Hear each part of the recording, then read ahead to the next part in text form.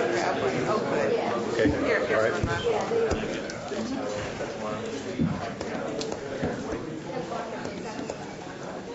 Hello, I'm Tom Tom. I have an appointment with Dr. Yes, I did. And it turns out I'm usually, Well, you know, it's not a sure thing, so we're going to keep it kind of flexible and maybe we'll wait until. I just want you to. Is this a Republican? Involve the planning department. Oh, yeah. My guess is yes, I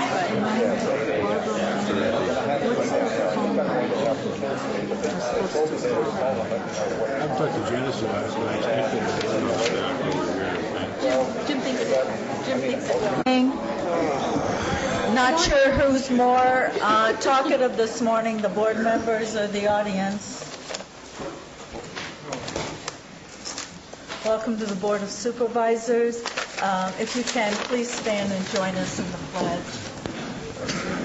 I pledge allegiance to the flag of the United States of America and to the republic for which it stands, one nation, under God, indivisible, with liberty and justice for all. Thank you.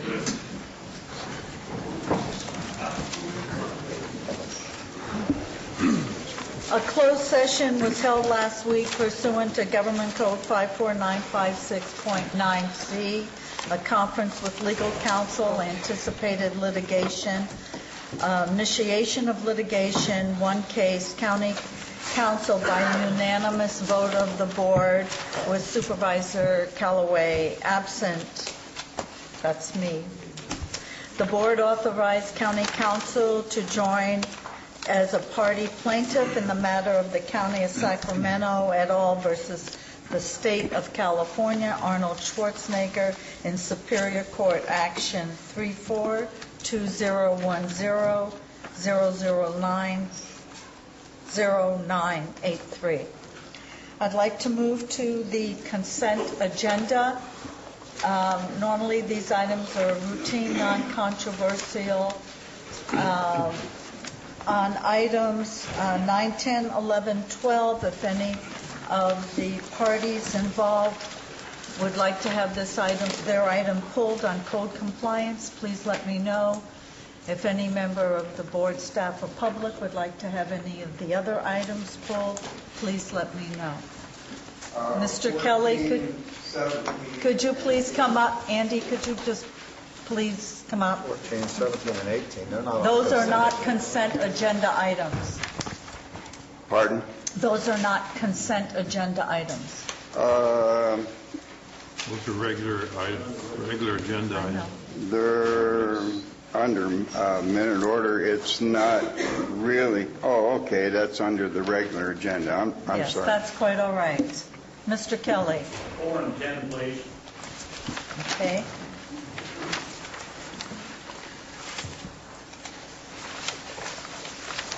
Anyone else? 9 through 12, please. Okay. Anyone else? Any board members? May I have a motion on what's left? I'll move the balance. Thank you. Second? Second. All in favor? Aye. No, 5-0 on the board. Thank you. Item 4, please. Wait, let him ask his question first. You had a question on item 4, Mr. Kelly. Item 4, regarding the memorandum of understanding between basically all the fire districts. Are these pieces of equipment Tier 3 equipped? If not, who's paying for the upgrade, the county or the fire districts? And if that within the Tier 3, will they be able to be Tier 4 equipped in the future years? Because these trucks, I believe, are looked at as a 20 or 30-year use span, so this tier small changes is going to be very expensive. I'd like to know who's paying for it. Thank you. Oh, I'm sorry. And on item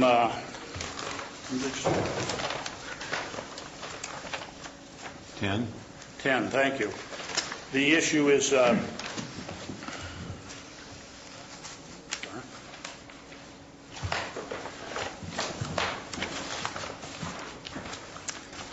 The issue on this is under your administrative citation page for 1025. It shows here that there's a $10,000 fine and a $1,081 administrative cost are now due and payable. And then it states in parentheses an $8,581 total. So is there a $2,500 credit that's not included in this discussion? Okay. All the thank others you. seem to show correct accounting. Thank you.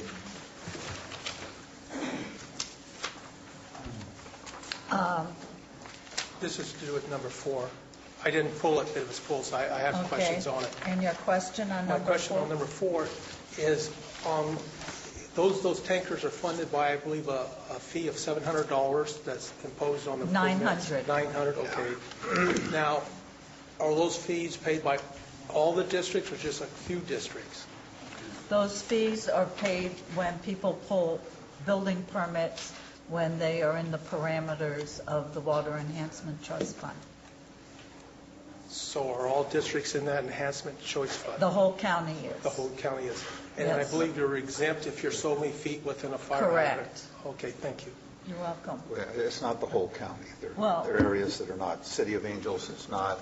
There's basically state responsibility areas where you do not have other, you don't have fire hydrants, you don't have other... Yeah, well, that's what I'm Angels has a fire referring to, department, so Tom. it's not in it. The Water Water Enhancement Enhancement. Trust Fund is for the whole county. It's not just for the west end of county, and it doesn't include the Highway 4. Well, it's not the whole county that pays it. I think that was the question, was it not? Yeah, because I don't believe the Highway 4 corridor's paying it, if I'm not mistaken. Am I right? Well, some areas will, some Some will not. areas will. Because the reason I'm asking is because I know when we were put into it in the Valley Springs area, we were paying for the tankers, and it went up to Avery or something, and they were in it, which I Well, thought that I'm was going to let certain. Clay explain it. We've had the water tender program. These tenders, I think, were purchased in 2001. I'll have Clay confirm that. Mr. Hawkins. Good morning, Clay Hawkins from the admin office. Before you is an action from a study session of October 26th that we had the districts before you discussing the water enhancement program and the transfer of the title for the water tenders. The water enhancement program has been in effect since about 1992, and it assesses a $900 fee for all new residential construction throughout the county. Those fees were pooled and have been pooled into a designated fund, and over the years have been used to fund the lease purchase of several water tenders that have been placed in each of the fire districts throughout the county. The title to the water tenders, however, has always remained with the county because the county is a title holder on the lease purchase.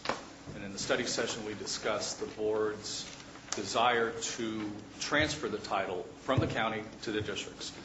To do that, the districts wanted to receive the water tenders and ensure that they were up to repair standards and that they were fully functional. And in exchange for transferring the title, the county is going to fund the cost to inspect and repair and to evaluate each of those 5 water tenders as they're transferred to the fire protection districts, which the fire protection districts have agreed to. Mr. Kelly had a question about the Tier 3 equipment. Yeah, let me turn that over to the Calaveras County Fire Chiefs Association. Clay, before you leave, I have a quick Yes. question for you. I'm trying to remember the study session, but I believe we're asking for a transfer of $126,000 from the emergency loan fund, which is a general fund loan fund. When we bought these tenders, we assigned them according to the recommendation of the Fire Chiefs Association to the respective districts. When they were assigned, they were in an acceptable operating condition. Is that correct? Correct. Do we have any obligation for continued maintenance once they were assigned to a fire district? Yes. Okay. Yes. That's the way I recollect it. I voted not to bring this forward in this format in the study session before the board. I will not be voting for it today. I'm not against doing it, but I'm not against using $126,000 in general fund monies. I don't think, given the strain on the general fund, and we don't know what the next budget year is going to bring. Already, our current governor is wanting a special session of the legislature to address $6 billion in this year. There's supposed to be $19 billion next year. From my perspective, I just don't think it's prudent to use $126,000 out of the general fund to make these improvements at this time. And for that reason and that reason alone, I will not be supporting item 4. Are there any other questions? Did you have one of the chiefs who wanted to respond to Mr. Kelly?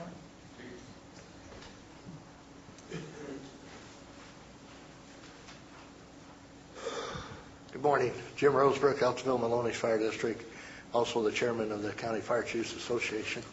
So there was a question that needed to be answered. He asked about the Tier 3 equipment.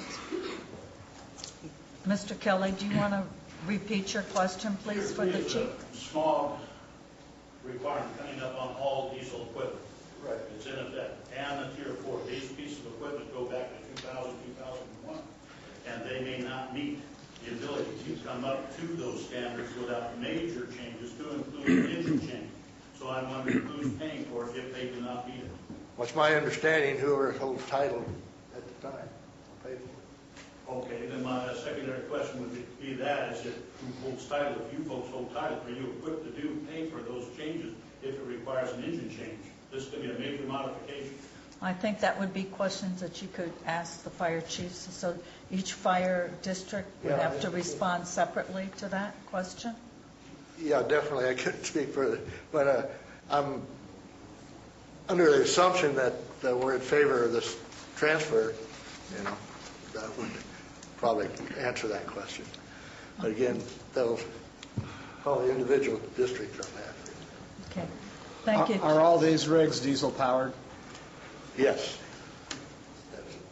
Yes. I have a question for Clay. For Clay? Thank you, Chief. Okay. Thank you, sir. Clay, if we don't do this today, and we don't do this at all, we're under obligation to continue the maintenance of these and keep them ready for service.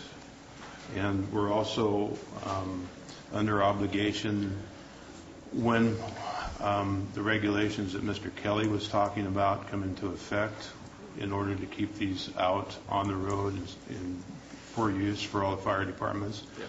The county would be under obligation to bring those up to the new standards. Is that correct?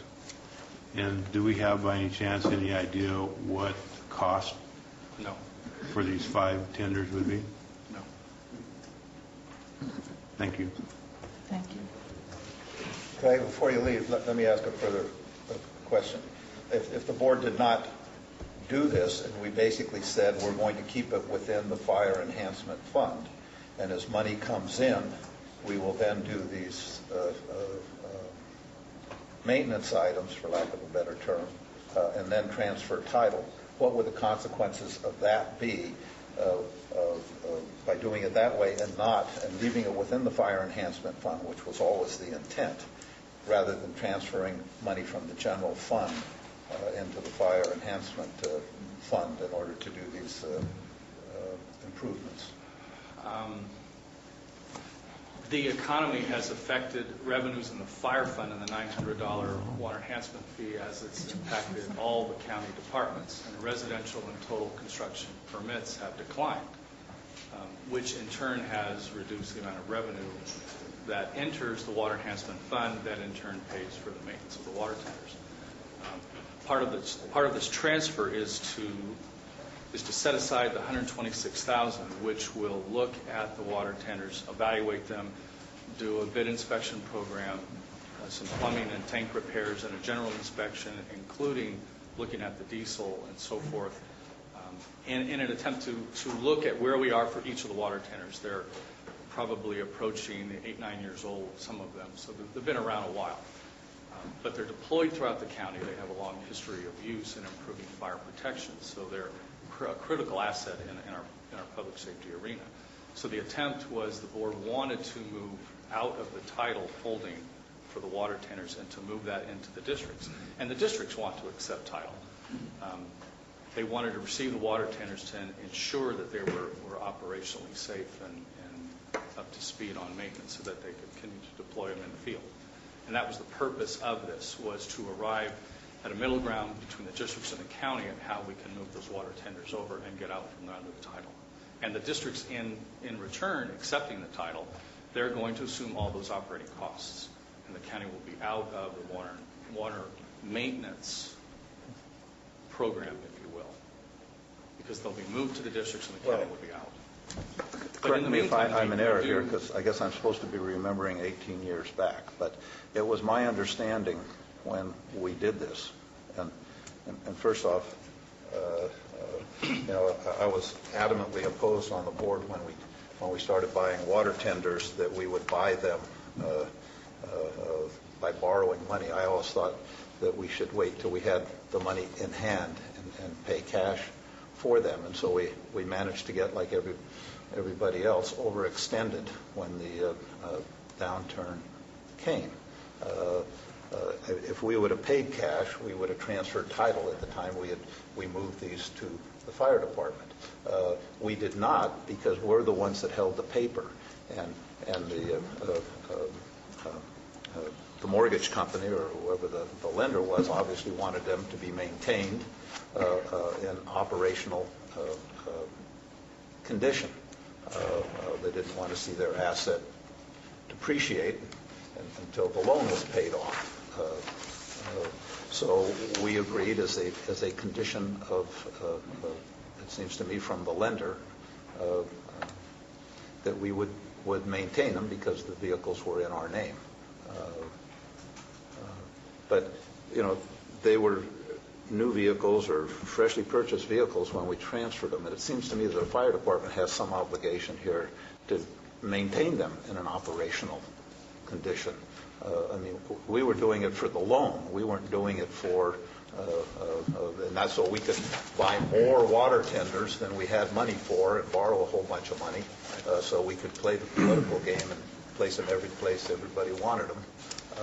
Even though we didn't have the financial resources, in my opinion, to do it prudently. So one of the things I'm having a hard time with is why the fire companies aren't responsible, quite frankly, for having maintained them. It'd be interesting to look at that agreement. We needed to maintain them for the loan so that we could give them to the fire companies, but it seems to me there should be something in the agreement that says that the fire companies will maintain them in operational condition. That we weren't just a black hole for anything that goes wrong with these rigs. So I guess I have a frustration with that component, along with a total frustration of moving $126,000 out of the general fund because the Water Enhancement Fund isn't bringing in as much money. Well, then curtail it. We're going to curtail what we can do and live, in my opinion, within the revenue stream of the Water Enhancement Fund. Everybody was in favor, including the fire districts, for us borrowing all this money so they could have more water tenders. You overextend and there's a downturn, you pay the consequences. So, but it seems to me there must be something in that agreement that says that they would maintain, the districts themselves would maintain them in an operating condition also. But remember, look back in time. County Fire has changed over the years. It used to be a county fire department that managed several county fire companies and did a coordinated effort with the remainder of the fire districts in the county. That's changed. Several years ago, the county moved away from its operational involvement with fire operations and, in fact, redistricted all of the unincorporated area in the county to the fire districts, and in exchange for that transfer change, moved all of the county fire property taxes to those districts. So we're in a bit of a catch-22, I think, because we still have the Water Enhancement Program that's been under the county and the County Fire Fund, yet the County Fire Department has been decentralized, it's disappeared, all the property taxes, all the revenue has gone with that redistricting, so this is the skeleton that remains of the balance of the old county fire department, if you will, is the water enhancement program. And the board has always had a desire to move away from the water tenders and the maintenance and the operation of them. And this seemed to be the best middle ground. The other note I would make is, of that 126,000, 96,000 of that 126 are associated with repairs for plumbing and the tank on the water tenders that just simply came from age, and in some cases, because of the district, might have even been the corrosivity of the water. So Murphy's, for example, their plumbing and tank repairs are going to be much higher than the others, simply because of the water corrosion in the tank and the way that the tenders were spec'd years ago. Split Hill. I have a question, and I don't know if you can answer the question. Probably one of the fire chiefs would be able to answer it. How does these tenders affect the fire rating for each district? And if they were unavailable for use, would that rating go up?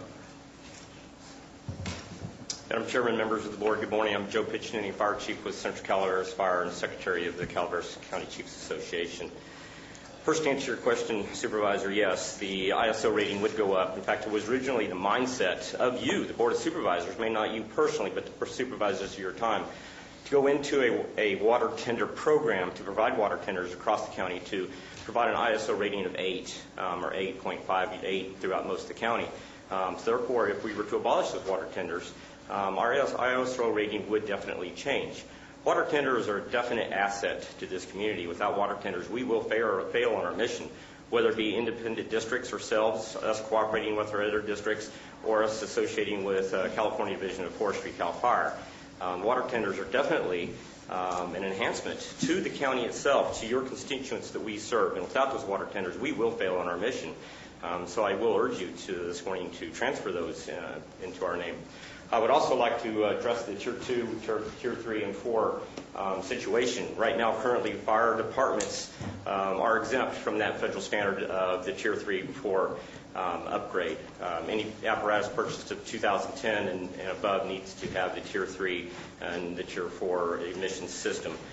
However, currently as it stands, again, we're exempt from any older apparatus being upgraded. However, that apparatus right now is in your title, therefore belongs to the county, doesn't really belong to a fire district. So by keeping that apparatus, you may be liable for that upgrade. If it belongs to us, we're going to be in exempt status. We will not have to qualify for the Tier 2, Tier 3.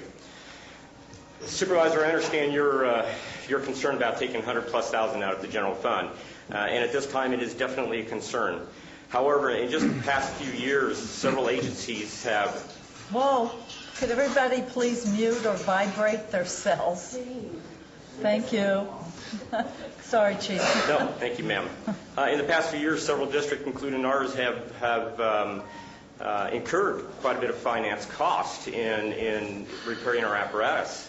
So by you giving the monies now needed to bring the apparatus up to speed, up to where we need it, and transfer those over to us, you actually have a relief of your general fund of no longer having maintenance cost in the future 5, 6, 7, 10 years from now, that apparatus. We're actually relieving the county of any obligation for further financing obligations of repairing our apparatus.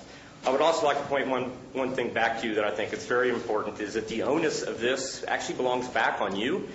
The fire districts approximately 5 years ago agreed to take title. And it did not fall. We agreed. We asked for it several times, and it kept falling back into the county's lap that it never was completed. 3 years ago, we asked for it again. It was never completed. So here we are asking for it one more time. And I think if we complete it to this point, then we put this operational problem for both agencies to bed. It stops the bleeding for the county. It puts the onus on the financing for the fire districts for maintenance repairs in the future. We're exempt from the Tier 3, 4 operational needs, and it allows us to maintain those water tenders throughout all the fire districts and maintain that ISO rating. Thank you, Chief. Are there any other questions?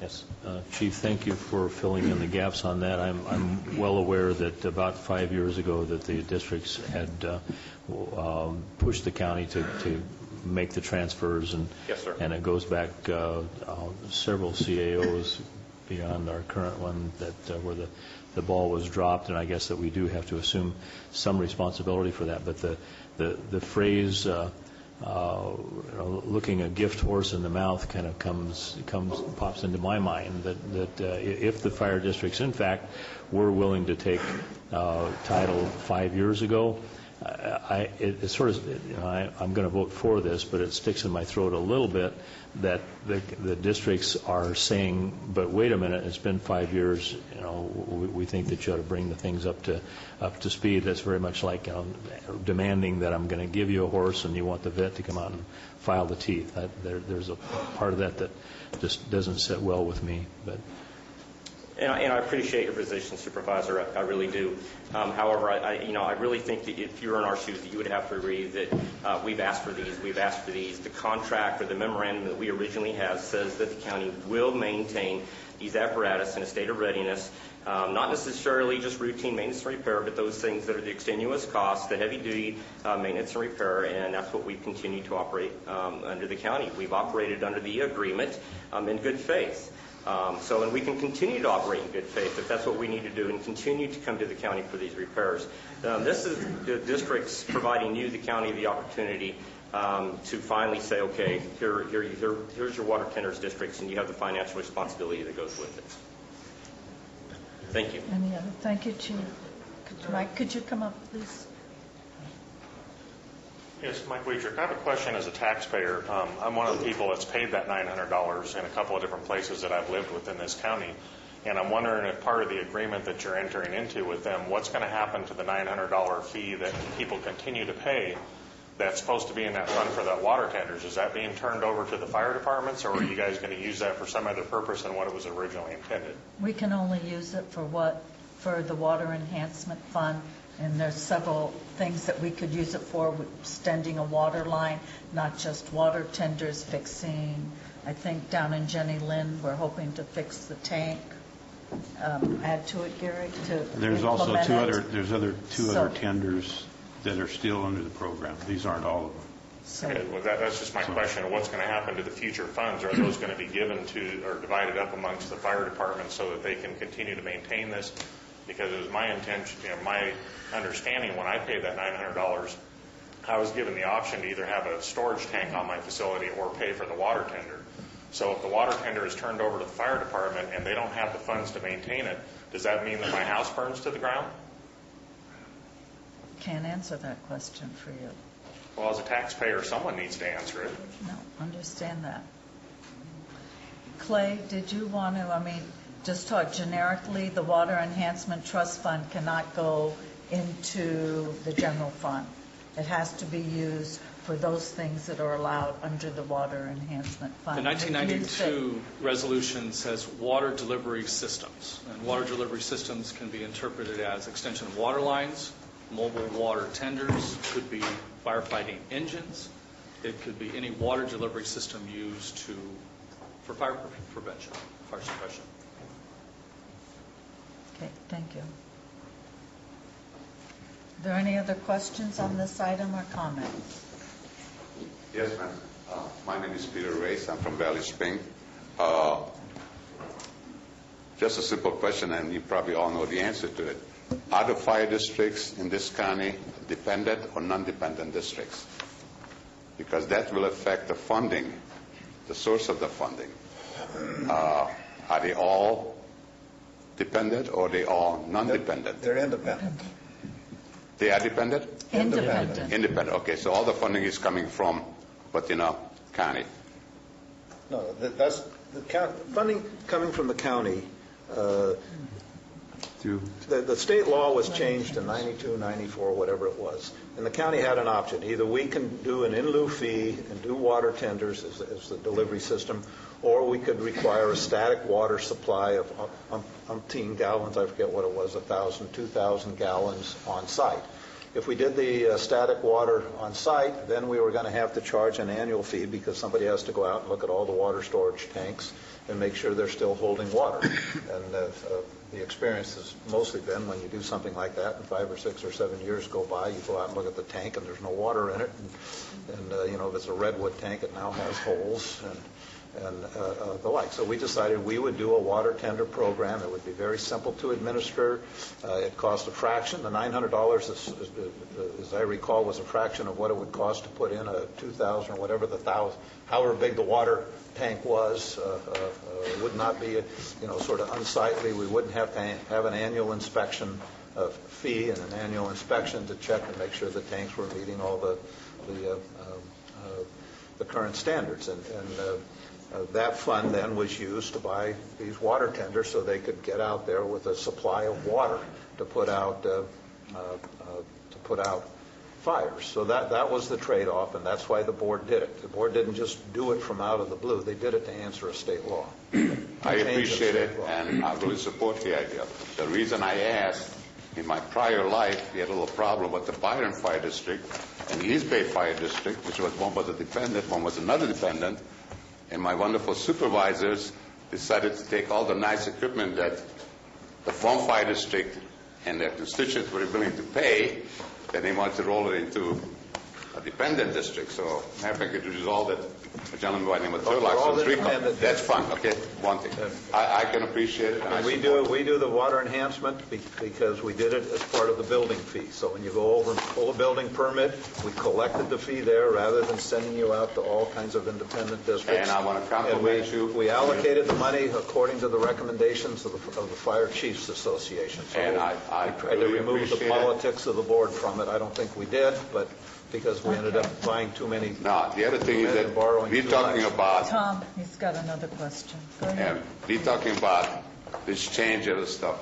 Now, all these decisions, are they going to be approved? They're supposed to go back to the elected officials on each district and going to have hearings? Or is the supervisors going to decide on behalf of those elected officials in those districts? What is the procedure? Because you do have elected. Correct. Okay, so I just would like to know about that. Okay. If somebody can explain it to me. Okay. Thank you very much. Somebody else had a question or comment? Yes. Mr. Spellman was next. Oh, sorry. It's okay. Darren Spellman, Rancho Calaveras. I just had a quick question I'd like to have addressed. It's come to my attention that because of groundwater issues in the west part of the county, some people have chosen to have a more substantial water holding capacity for their wells. Instead of directly pumping from groundwater and using, they pump to a storage tank and then pump from that into the house for the water pressure, et cetera. So now that they're being forced to upgrade to this holding system because of the lack of water pressure directly from the ground source, they now have a tank that would suffice for what was required to mitigate the $900 fee for when they built the house. It's come to my attention that people that are installing these systems, they paid the $900 when they built their home, but now retroactively, as they're purchasing these storage systems that they need for water pressure, they're submitting to the county a request for reimbursement of the $900 now that they have water storage capacity retroactive, and it's my understanding that they are receiving refund checks from the county for the $900. To me, that's very disturbing because that's like paying for insurance and then saying, oh, well, I didn't really need it, so I want my money back now. So if they paid $900 to the county at the time that they built their home because they didn't intend to have a water storage, I don't believe these people should get a rebate check now, after we've already paid for the purchase of the water tenders or other things at that $900 purchase. We've already spent the $900 they've given us. So for us to rebate check, that $900 because they decided that it was within their budget, and at this time, I don't think that's a prudent course of action. So I just like some explanation on that. Okay, thank you. We are aware of that. Clyde, do you have a question? Another on this? So we have a certain group of tenders now, when those are all gone and we're out of the business, just collect the $900 and I'll be able to have to come back here again for this? No, I'll have Clay answer, but I think we still have some tenders out there that are not part of this. That we're not going to purchase them, are we? There are 2 that are yet to be paid off and are still under this program. 3, excuse me, and there are 5 that are moving in this transaction. Total of 8 countywide. And so when those last are gone, then that'll be end of our involvement in it? That's Thank correct. you. We don't know. That's okay. We're going to be discussing this whole issue of the $900 at another session, on a study session at a later date. Clay, did you want to answer the question, please, on whether after we approve it, do each of the chiefs go back to their elected boards to approve this? Yes, in your packets, County Council has approved a memorandum of understanding between the county and each of the 5 fire protection districts. They in turn will agendize the item. Okay, thank you. And the one about the refunds on the $900, people, we've been discussing that. Yes, you'll remember we talked a little bit about that in the study session, and that is true. That's something that needs to be looked at, and as I had explained, we envisioned a 2-part study session, the first being a discussion of the transfer of the title, the original 5 water tenders. The second study session would be to look at the water enhancement fee and the regulations of the life safety ordinance globally and rewriting it for changes of law that the building department will coordinate with a working group with fire chiefs. Okay. And when do you anticipate that happening? February, within the next March? 2 or 3 months.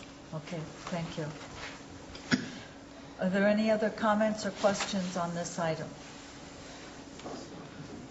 You're pushing the envelope here.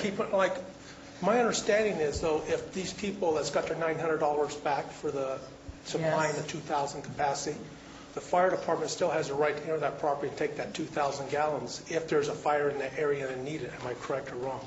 I'd have to ask the respective chiefs that question. Do one of the chiefs want to respond? No, like a swimming pool. Pardon? Like a swimming pool, because I think you can have a swimming pool also for that 2,000 gallon. Don Young, San Andreas Fire Protection District. We will use any water source that might be available on properties for fire suppression. We have the capabilities of drafting from a swimming pool. We would also be able to utilize the tanks. The problem that we're seeing in the field is that unless the tanks are being used for their own consumption, they're not being maintained. And there's some tanks out there that are completely occluded and will not push water, so they're not being maintained in any way, shape, or form.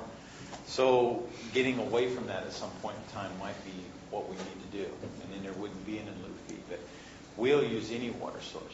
An example, PAWS has a jacuzzi for their elephants, and we draft. We have the capability of drafting from that pond to give us an additional water source.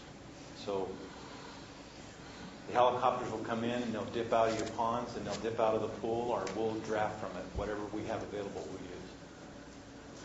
Thank you, Chief. Are there any other questions or comments on this item? I'll entertain a motion on the minute order and the memorandum of understanding.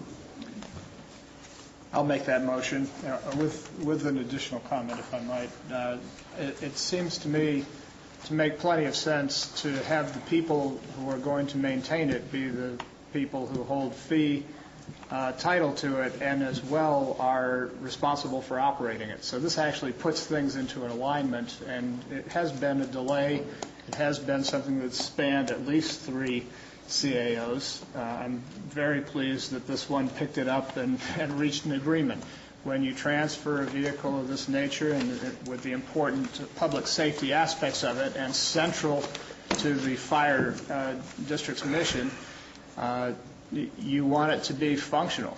And so that's what we're doing. I think it's good for public safety. It's a good measure, certainly expensive, but it's a lot more expensive not to have a water tender at the beginning of fast-moving fires in this county. We've learned what that's like. So I think this is a good move. I support it wholeheartedly and make the motion accordingly. Is there a second? I'll second. All in favor? Aye. Opposed? No. Passes on a 4-1 vote with Supervisor Tryon opposing. Okay, I'd like to move to the items on code enforcement that were pulled. 9, 10, 11, 12. Yes. I would just like to know what the code violations were. What are they? Junk. If you want to see these, we have the documentation. We can show that to you. Each one, actually, the board packet has descriptions for each one of which violations have been cited.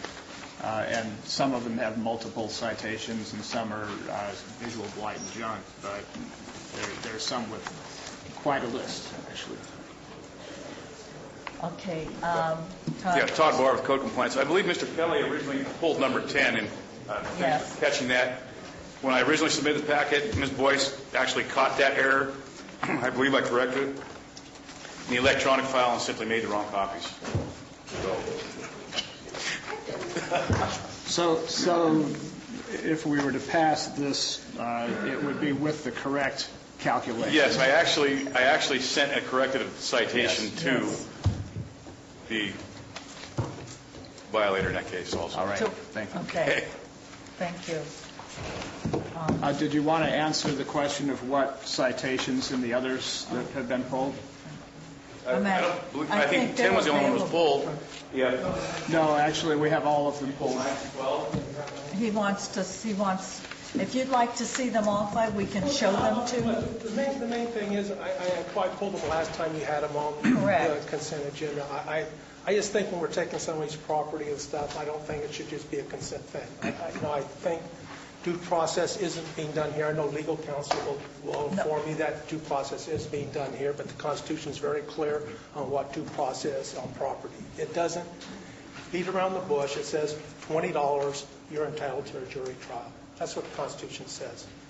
And I'm just quoting that part. Now I know that's, and I probably wouldn't want to live. Are you saying that you don't think we've notified people? No, I don't think they had due process. Well, they've had hearings.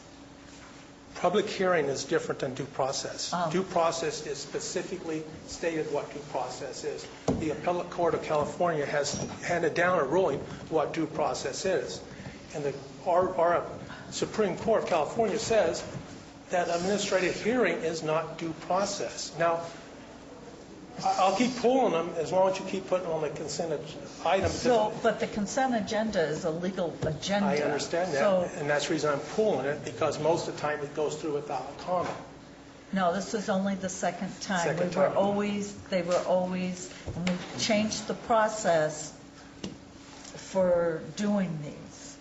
I understand that. That's the reason I pulled them last time, is because you changed them and put it on the consent agenda. And you told me that's all right because you still get public comment. That most of the consented items is non-controversial, so it gets slammed through. And I just think when it's non-controversial in this county to see somebody's property without due process, it's time that we all should be concerned. Now, I probably wouldn't want to live next to these houses, so I'm not trying to stick up for them. I hate to see when we routinely take people's property and it's just not a big deal. We're not taking their property. We're not seizing their property. At this moment, you're not seizing it, but what you're going to do, you'll be levying fines against this property on their tax bill.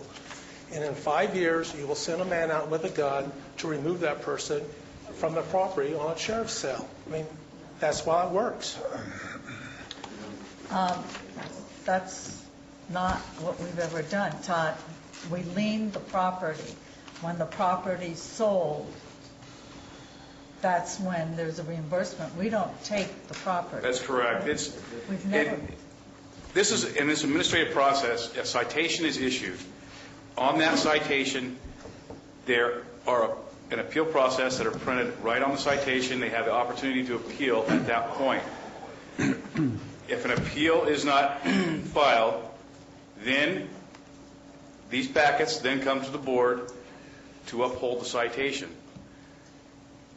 They have to exhaust their administrative remedies as the process begins. So once the citation is issued, they've got an opportunity to appeal. If they don't appeal, it comes to this board to uphold the citation. They haven't exhausted their remedies. So at that point, it's wrapped up. A court will not hear the case, and it's over. So, but what he's saying is that we're going to go take their property in 5 years. We just lien it. We've liened it. Correct. I'm not sure where I'm not sure where you're saying we're going to go out with a gun and take their property. Well, what happens, you will lien the property, which is correct, you'll put a lien on it, and then that property, you'll have the sheriff come out and do a sheriff's sale, and that property will be sold at that point to clearing up that lien. And so, how do you figure you're not taking the property? If you put a lien on the property, the lien's not relieved because he doesn't relieve it. So you sell the property at that point in that sheriff's sale. And then the person that buys it will end up with a sheriff's deed. Now, am I wrong or what? I mean... Can I just address the due process issue? Because I encouraged putting these on the consent agenda. The due process requirement is satisfied by giving the property owner notice of the hearing. We can't force the property owner to come in and contest the citation. We were required to give them an opportunity to do that, but you can't force them to come in down here and argue against the citation. So the due process requirements are all satisfied by this process. Jim, is there not also another process that precedes this before the Planning Commission constituted as an appeals board Clyde's saying for that this? That's not. Yes, part of I the understand, process. but the full thing gives people three, an administrative opportunity. Where the property owner challenges the citation, the first level of hearing is at the Planning Commission, and then it comes to the board for confirmation. If there's no challenge, then they come directly here to give the property owner a chance to dispute the citation. But in all cases, the property owner is well aware of the citation. Yeah, he's correct on a certain part, is the person can't go to court because he has a year to file, because once he realizes it's happened, if he doesn't file court action within that year, then he loses his right to adjudicate the case. So, yeah, and the people that you're dealing with right here, and no offense to anyone, I know we've got to be politically correct here, but most are not the smartest people in the community. I mean, these are not real educated, very smart people. They're not savvy of the law. They're not savvy of their rights. And if you don't know your rights, you have no rights. And so I just don't want the advantage of taking advantage of, being in the situation of taking advantage of somebody that really doesn't know how to defend themselves. And that's exactly what we're doing. I mean, it's so slick what you guys are doing it, because you do all the little things, and it is, once he's notified, then he has 1 year to file his court action. If he neglects on that, then he's out. He can't come from this litigation. He loses his property. And I think we're taking advantage of people that's not the brightest in our community. I'm not here for this issue, but Lynette Norfolk, Treasurer Tax Collector. Mr. Clapp, you mentioned that the sheriff does a sale. That's not how it works, nor has it worked in the code compliance liens. There's a lien filed as a notification, just like any other trustee, deed, loan, whatever. But there is a debt. That debt is put with the tax bills. They have 5 years. And we don't go out with the sheriff and point a gun at people. They have extensive notices every year that there are delinquencies on this. They have an opportunity to start a payment plan, just like anybody else with delinquent taxes. So, again, it's a kind of a moot point why I'm here saying this, but there is a misconception. It's not a sheriff's sale. There's two different things, as your sheriff can attest. There is a different, this would go on with the property taxes. then am I not correct, in 5 years, that property tax is cleared up, that property is sold? I bought property at tax sales. You are correct, but the notification has continued for 5 years with that individual, that he has to pay his property taxes, whether they are including the code compliance lien, et cetera, solid waste fees, bonds, things of that nature.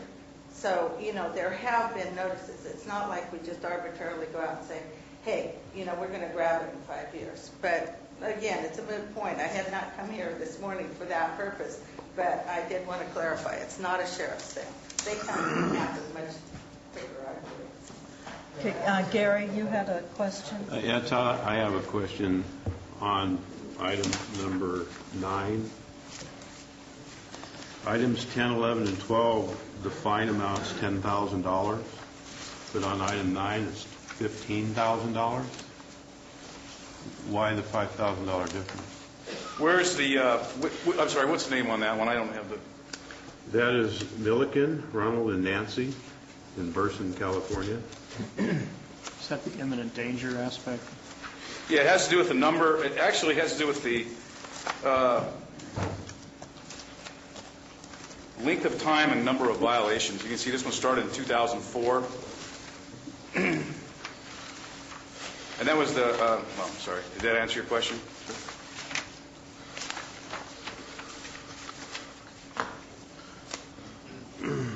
I'm looking at the one that is for the Federal Home Loan Mortgage Corporation and Wells Fargo Bank.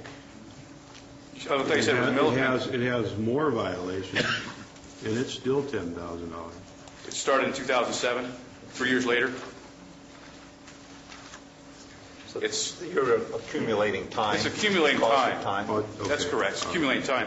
And that's the one comment I wanted to make. Well, wait a minute. Oh, Let's back up 1 second here, because this one for $15,000 says that the original case was closed in October 2006, and then a new complaint was received in August 2007. So the clock is the same time frame as the one for the bank. If the complaint was closed, then it's no longer active. It starts anew, apparently, in 2007.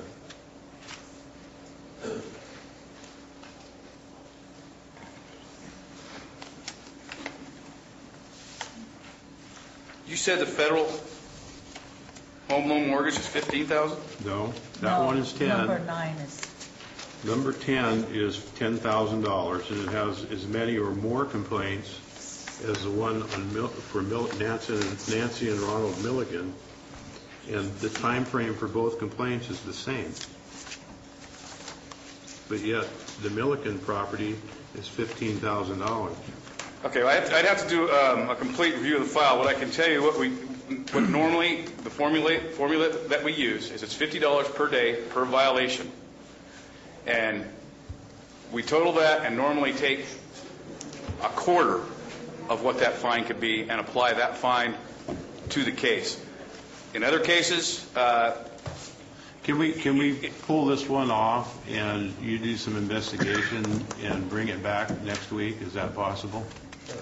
Yes. See if this fine can be reduced. Maybe the fine was accumulated from back before 2007. Yes, that's fine. That's what you want to do. Like I said, I was trying to explain. It's normally go to a quarter, but a quarter of what the fine could be. But if you apply too much of a fine to the property, then it can also be considered a taking. So this fine, I'd have to do the numbers, but we're looking at it probably could have been $30,000 or $35,000 just off the top of my head. Why don't we pull it off, and then you and I can look at it and Okay. bring it back next week. Okay. Is that a motion? And, well, the one thing I'd like to explain, too, is not only are they notified once the citation is issued, but as you can see, these cases normally go on for years. And 9, 10, 12, I mean, who knows how many contacts are actually made with these people before a citation is issued. They're given many chances to come into compliance. At every turn, we try to advise them what their rights are. So, sure. That's it. Okay, all I have thank you. Mr. Spellman? I'd like to come back to the issue that Mr. Clapp brought up in terms of the taking of property. Even though the fine may not be excessive to most, those fines, $10,000 to $15,000, can be highly surmountable or unsurmountable in some cases for these people to be able to deal with. I took a lot of notes, extensive notes during the campaign. I can't remember if it's former Supervisor Bailey or former Supervisor Erickson, I'm not sure. But I was recounted a story of a lady in Paloma, or Campo Seco, I believe, that former Supervisor Thane tried to attempt contact with this lady many times for this exact issue. She was, these things were placed on her property, encumbered, that she had to remove these things. And Supervisor Thane, made an effort to contact this lady twice, if not more times in person, and was ran off with a shotgun one time. So what someone was saying about these people's ability to understand or comply with these things is questionable. And even though they've been notified, X amount of times over a 5-year period, people could argue the legitimacy of the number of contacts, the amount of money being assessed as a penalty. I would like to see some kind of maybe change in the document. Maybe County Council could direct us on this in regards to a way that we could encumber the property such that when the property is sold, those fees would be recovered at the time of the sale of the property rather than a seizing of the property if the fines were not paid within the 5-year time. Thank you. Oh, I'm sorry. The story was that the lady in Paloma or Campo Seco or whatever that Supervisor Thane tried to work with but was unsuccessful. That lady was removed from the property and was sold. Joe Kelly, something else that's on this, as I was going through it and found the error that was printed. Now we have a laundry list, and you're coming up in today's agenda to approve some more international codes, but these other things that are on this laundry list are the international codes. Now, what I want, and I applaud that this is now being, shall I say, transparent so we know what the people are being subjected to. It also shows a laundry list of things that are going on that are causing the people more cost to be able to take care of their property, because you're getting into every aspect of the citizen's home ownership and personal life. And this I have great objection to.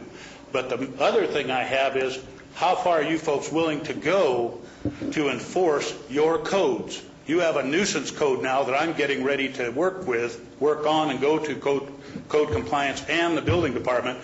And in the letter to them will be a statement. If you can't do it in a timely fashion, let me know now so I can move on to the next step. And that's what it's going to be. So I'm going to be giving them notice of a standard of time that I would expect code enforcement to handle the problem. And it's upon you, because of your written and adopted ordinance, that you're going to be subjected to having to enforce it. So no discrimination here, folks. Everybody plays by the same rules. You make them, we have to live by them, you have to live by them. Thank you. Give him hell, Joe. Are there any other questions or comments on these? We're removing item number 9. Mr. Tuffanelli would like that removed. We continued for 1 week. Do we need a motion for that? Yes. Yeah. I would move that we remove item 9 and continue it for 1 week. Second. Okay. All in favor? Aye. Opposed? Passes on a 5-0. I'd like to have a motion on 10, 11, and 12.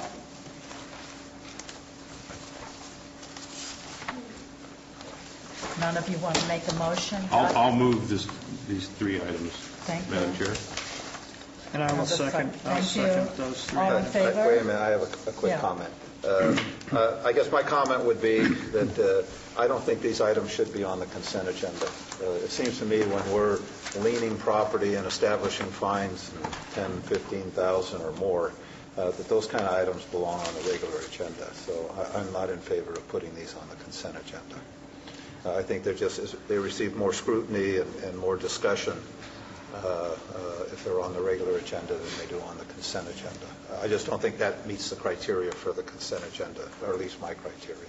So, I concur with that thought, but I also I believe the reason this was done is because when people did not show up for their appeals, it automatically went forward, so it was like a consent unless somebody who was directly affected would come in and pull it so they could have their hearing.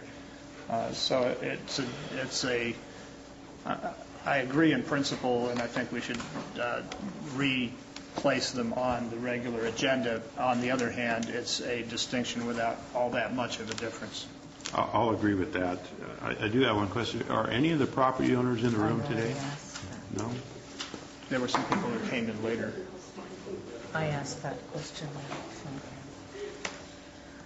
but I agree also with Clyde's comment, and I've given it to the board many times. I was not in favor of forming a code compliance department back when the county did it.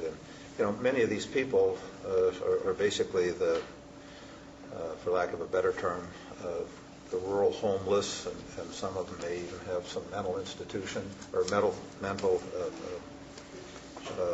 challenges, et cetera. And that's quite frankly why they live like that. And you go out and see some of these places; they're pretty appalling. But we're always writing up their junk, and you can go out to some of these people, and my God, they think they've got $1 million worth of valuable stuff out in their front yard. So it is, I've always felt very uncomfortable with what we're doing. So I think one of the things needs to be it's sort of an evaluation of the people that are there, and not just citing the property and putting a lot of fines on, but how are you going to address the issues of the people that are living in these kinds of conditions. But maybe that's a question for another time. I'll support the motion, but I do support putting it back on the regular agenda. Okay, first let's do 10, 11, and 12. I want to call for the vote. All in favor? Aye. Opposed? Passes on a 5-0. The question is do we want it back on the regular agenda? As Steve said, if people don't show up, it goes through. And that happens. So, I mean, it being on consent, I sort of feel that and Clyde and I will tell you, that we spend as much time on consent as agenda items. Just because it's on consent doesn't mean it's not an important item. And some of the consent agenda items we can take a lot of time looking at. So the end result is the same. Just because it's on consent does not mean it's not important. So it sounds like there's at least 3 people who favor putting it back on the regular agenda. Todd, so next time you have, Gary said it. I would also. That's fine. 5, that's fine. 5-0, Jim. By the way, Jim. Okay, thank you. All right, let's move to public comment, please. If anyone has any item before the board under our jurisdiction, please come up. 5 minutes per person. Thank you. Good morning, Board of Supervisors. My name is Frances Shabram. I live on 3206 Gillum Road. I have been here a couple of times before.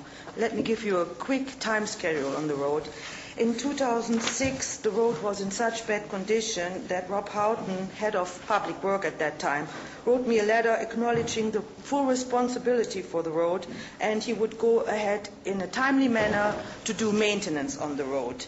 Nothing happened until 2008, when the road became in such disrepair that the fire chief wrote a letter to the Board of Supervisors deeming that road so undrivable that he couldn't get his equipment over this road. The result was minor repairs on the road. Some potholes were filled with shot rock, but nothing majorly. Nothing changed the status of the road. The minor repair, the following year, the winter storms were not as bad. But this year, in 2010, that is now 4 years after 2006, the road is going again in such disrepair that I contacted Mr. Tofanelli with that problem. Mr. Tofanelli gave me the suggestion I should contact Army Corps of Engineers to see what the holdup is. Even it's not my responsibility, it's a county-maintained road. I would do everything to get that road maintained because I live on that road. So I contacted Kathy Norton from Army Corps of Engineers. She told me she has she doesn't oppose to have the road maintained. The county has to apply for the necessary permits. I couldn't believe what I heard. It was 2006, and by 2010 there is no permits pulled yet. So I called Public Work because I didn't believe what she told me, because I know that game, that blaming game by now. Army Corps of Engineers blames the county blames it back. So Mr. Terry Jordan from Public Work kind of told me, yes, that is the truth. We don't have the necessary permits yet because we don't have money. Mr. Tryon, you are a rancher. How would you feel when all of a sudden you can't bring your cows out of your property? I'm with my back against the wall. The road is in such undrivable condition. The other day I tried to get a trailer out. It came unhooked. It took me 2 hours to unload my cows, get the trailer hooked back on the trailer, and get out of there. I'm on the brink of financial ruin of my ranch.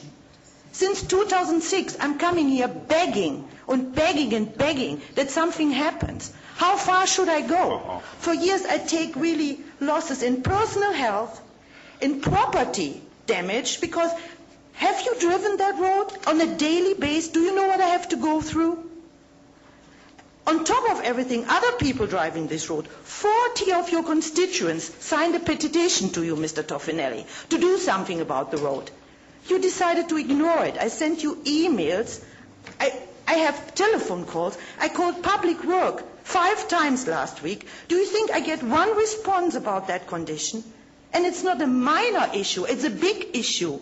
Because that road doesn't only serve me, it serves the whole community of Paloma Road. It's a major way through.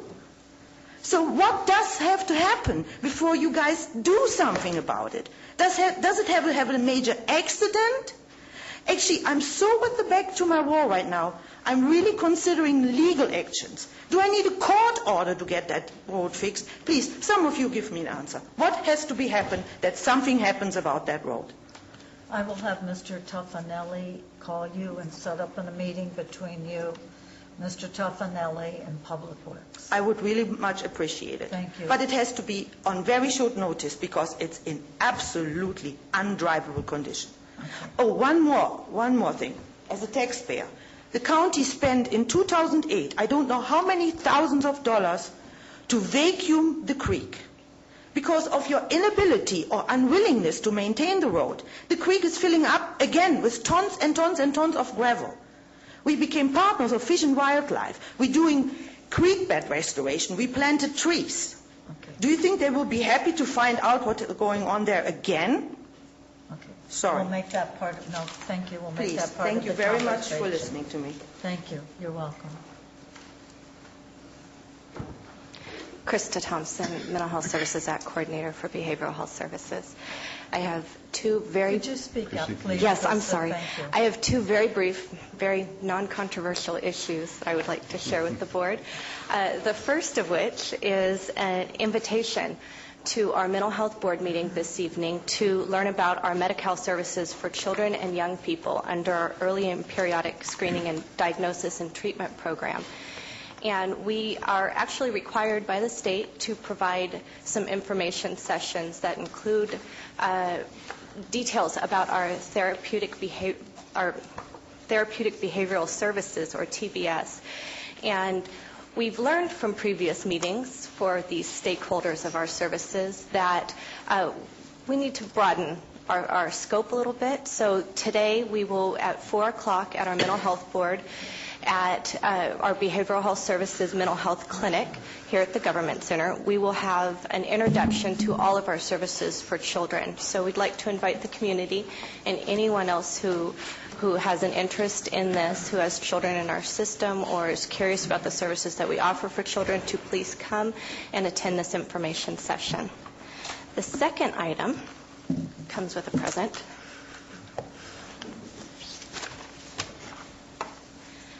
I'm very pleased to announce that Calaveras County was selected by the National Rural Health Association as part of its compendium of rural best practices and models on innovations to strengthen rural health care, particularly in the area of technology, training, and workforce development. This was, we were selected for our workforce education and training career ladder amongst an international pool of applicants. We are one of, I believe, 7 best practices chosen by the National Rural Health Association. So I wanted each of the board members to have a copy of that. Thank you. Congratulations. Thank you very much. And thank you for your ongoing support of both of these programs. Thank you.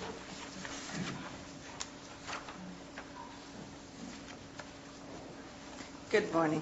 Lynette Norfolk, Treasurer Tax Collector.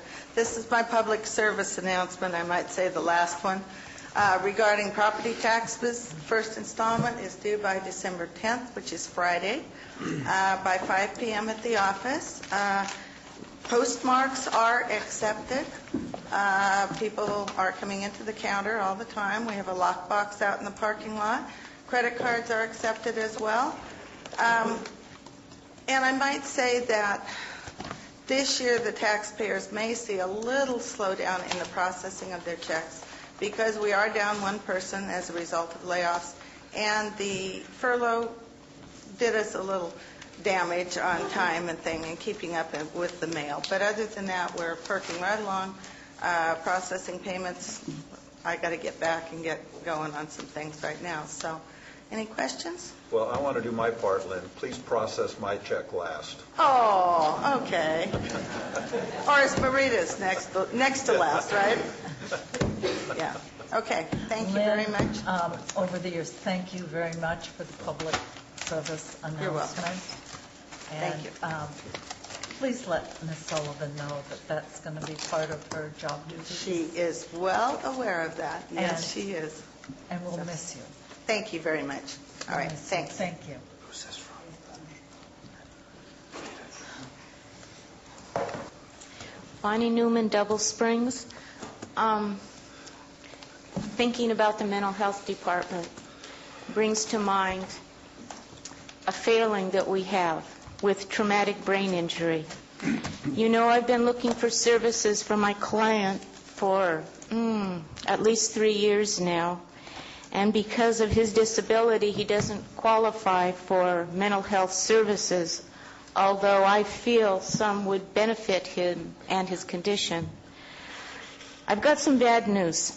I had anticipated getting my client into a facility in Oakland called the Garfield Neurobehavioral Center. It's Medi-Cal. They only accept Medi-Cal, but Medi-Cal only pays $2,000 a month. This facility charges $7,000 a month. This requires counties to come up with the balance, $5,000 a month. For each month, my client would be living at this facility. We know Calaveras doesn't have $5,000 a month to take care of my client and his disability. So a dream I had was if I could get the money to do a private pay to make up that balance, then we could get my guy in this facility. The only facility I've been able to locate which would provide services for him. Working towards this, I convinced his family to put a house up for sale, move mother out, in with the sister. Then we'd have enough money to take care of my client's needs. The facility does not accept private pay. It can only be Medi-Cal, and it can only be the patch can only come from the counties. So I'm kind of back at square one with my client needing services. He's not the only one who's ever needed these services. He's the only one I've heard come up here and reiterate over and over, something really needs to be addressed. I understand the limitations of the mental health department, and I understand the limitations of Calaveras County. But for God's sakes, these people need assistance. They need supplemental services above and beyond what IHSS and a few care providers can provide. I don't know what the answer is. I know budget constraints coming and going, but that doesn't help my client at all. So I'm just here complaining once again that these issues have not been addressed. They may not be resolved anytime soon or maybe ever, but the dilemma that it puts people in trying to provide assistance and care and hope for people with traumatic brain injury just goes on.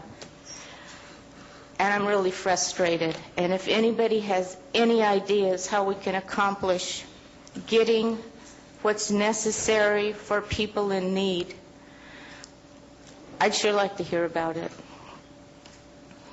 And also, money for fingerprinting of the care providers, always necessary. You can be a part of a positive move by donating, and I'll leave my can up here a little while longer. Thank you. Thank you. Ms. Miller. Chief? Madam Chairperson, members of the board, again, I'm Joe Piccinini, Fire Chief with Central Calaveras Fire, also the Secretary for the Calaveras County Fire Chiefs Association. First off, I would like to thank you, board members, Board of Supervisors, for passing the memorandum of understanding between us and the fire districts for the water tenders. We thank you very much for that. And I just wanted to say that Clay Hawkins has done an absolute outstanding job in negotiating with us for what we feel is very fair and equitable compromise or an agreement. So again, thank you so much to Mr. Hawkins. I come to you today wearing two hats. The Central Calaveras Fire District finds itself, like most other government agencies, that we're having to streamline our financial revenues and adjust our budgets appropriately. However, currently I find that due to compliance of life safety codes, I'm having to relocate my personnel into another building, and I'm bringing in a manufactured housing into our Fire Station 1 location to move our offices and our sleeping quarters to that location. And again, this is something that's a must because it's a life safety issue for my personnel. In speaking with my colleagues with the Fire Chiefs Association, I had mentioned to them what I'm doing.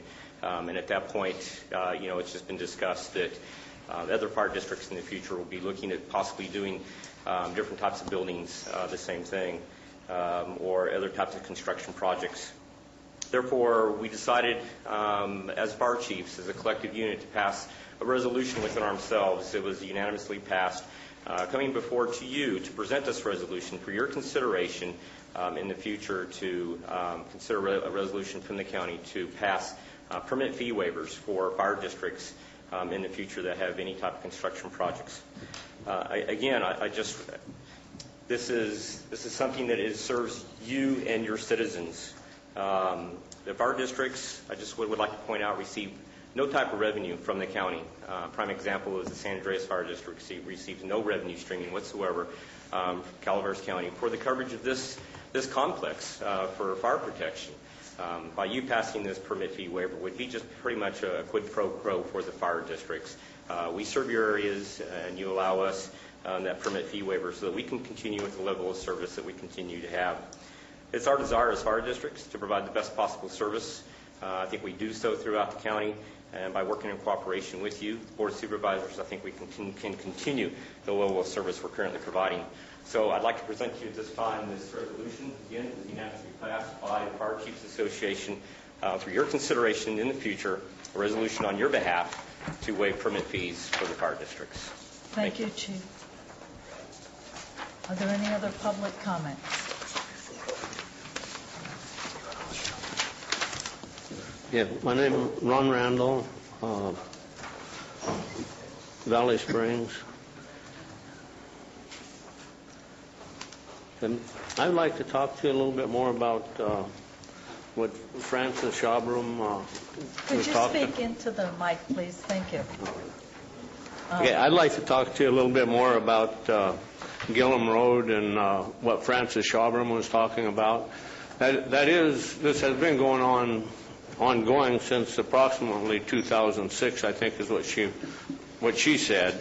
I don't know the exact time frame, but it has to do with a lot of different issues there. Part of it was a red-legged frog. Part of it was there was a man who still owns a property there but doesn't live there anymore that didn't want people driving by the front of his house. At one time, I think that there was a proposal that would have cost over $1 million to move that road for the frog, and yet we can't keep it in a good enough shape for a car to drive down the road. I think a lot of the problem in the past has been to get honest answers from the county concerning what the problem is. We've heard in the past that it's something that the U.S. Fish and Wildlife Service requires. We've heard that it's something that California Fish and Game requires. We can't do anything because of the Army Corps of Engineers. This has been ongoing for a long time. This road is in the worst shape that it's been in the last 70 years, according to good sources. I realize now we have a new public works director, and hopefully something can get done here, but it is very frustrating to her, who lives on that road, cannot even get a cattle truck in to move her cattle out of there. And I'm not talking about a big truck, I'm talking about a stock trailer sometime. So I wish something could happen there. I know some of you have been involved in this before. We've had hearings by the Ag Resolution Committee. I've been to lots and lots of meetings over this, and it is very frustrating to fix a simple little gravel road. If somebody, you would turn a citizen loose and guarantee us we wouldn't get arrested for doing something wrong, we could fix that road in a day with one tractor and one man. So, thank you. We might take you up on that, Mr. Randall. Does anyone else have an item they'd like to discuss under the jurisdiction of the board? Thank you. Joe Kelly. I have here a letter dated November 5th, 2010 from the County of Calaveras, County Administration Officer, signed by Jeannie M. Boyce. The letter was sent to Mr. Terry Baker. I have a lot of concerns over this. I'm going to take excerpts out of this. The Calaveras County Board of Supervisors is committed to providing a safe environment for working and conducting the public's business. On behalf of the Board of Supervisors, I am writing to provide you notice that the County of Calaveras will not tolerate or ignore acts or threats of violence committed by or against county employees or members of the public. Remember that, members of the public. While on county property or facilities, or while performing county business at other locations. Workplace violence is violence or the threat of violence against workers, including verbal, written, or implied threats. Now, I've witnessed the public aggressive threats of violence by supervisors towards citizens attending these Board of Supervisors meetings. Where are their letters? Why aren't they getting this censure or this noticing? One, Madam Chair, you did it to Mr. Baker when you came down and went, "Huh?" Two, last year, Mr. Thomas did it to me, denying my rights to speak under public comment for an issue, an agenda issue, and then waving a gavel at me and saying that he has the gavel, telling me he's superior to me. No, he's only elected official. Was. Soon to be was. So I want to know where you folks are going to start working both sides of the street. You guys threaten us, you should receive it. It should go in your jacket. It should become public record. Or stop issuing. In 36 years, I have never seen a letter like this in any of the counties I've lived in. Never.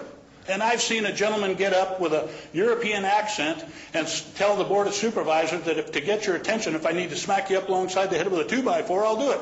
They didn't give it any thought of threat of violence. I've not seen any threat of violence from Mr. Baker. So if there is threats by Mr. Baker, please let us know what they are.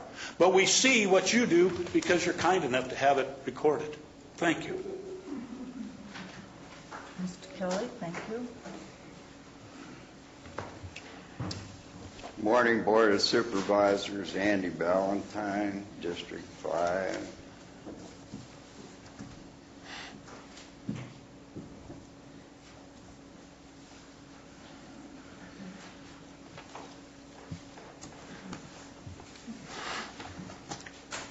I want to make a few comments this morning concerning the plans that are being proposed. You know, the one plan that's being proposed, I'm a little bit confused. The plan started out as myvalleysprings.com plan, and then it turned into a CCOG plan, and then it went into a consensus plan, and now it's the Valley Springs plan. I don't know what these people are trying to do, but if they think that just giving their plans different names, that it's going to confuse the public, I think they're sadly mistaken, because that's not happening. I believe they need to pick a name and stay with it. Not that it matters. You know, the plan was not adopted by we the people. In fact of the matter is, we, the people, made it clear that we do not want any of these plans or this plan or whatever name it goes under. We, the people, have voted twice and said that this plan is unacceptable. Now, this plan is a secondary plan. Now, the Board of Supervisors voted to accept the Tofinelli committee plan, and that was passed on a vote of the Board of Supervisors. Now, these other people, evidently, somewhere along the line, they didn't seem to get the word that their plan was voted in as a secondary plan. And they keep promoting their plan like it's going to be considered. And it's not. It's already a done deal.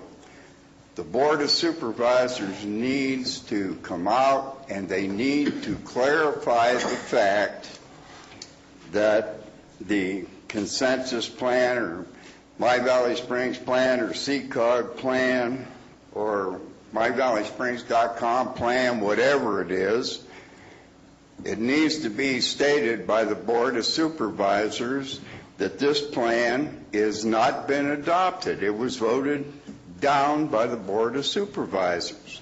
These people need to be told that. And now I'm hearing they're going to apply for a grant to amend that plan. That doesn't even make any sense. They've already wasted $255,000 of taxpayer money. Now they're talking about applying for a grant to modify a plan that was voted down, and it's a secondary plan. It doesn't make any sense at all.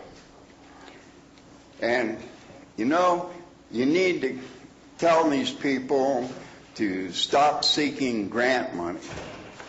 And in the first place, whenever they adopted the first plan, they went and got grant money, and they never even asked the people if it was going to be acceptable to them. I don't quite understand the ethics of these people. They don't seem to have any ethics. They're not listening to we the people or anybody else. They need to get their act together, and they need to butt out of everybody's business. Now, the My Valley, or not the My Valley Springs, the Valley Springs Tofanelli Committee plan, that plan was adopted, and they should be told outright that that's going to be the plan. And it was suggested that possibly these two plans ought to be merged. That's an insane idea. These two plans are totally different. There should be no talk of merging on any of these plans. Okay, thank you. Thank you much. Does anyone else have an item they'd like to discuss under the jurisdiction of the board? Yes, Mike Wietrich, District 1 resident, District 5 property owner. I have some comments about the same thing Mr. Ballantyne was talking about. We have a plan that was developed under a grant received from Caltrans that the name has been changed many times, as he stated, and now they're back to the original name of the plan, which was the Greater Valley Springs Area Plan. And even in their own documentation, in their final draft that's now out to the public, it doesn't show a Greater Valley Springs area. It's simply the original Valley Springs boundary with one or two small subdivisions added to it.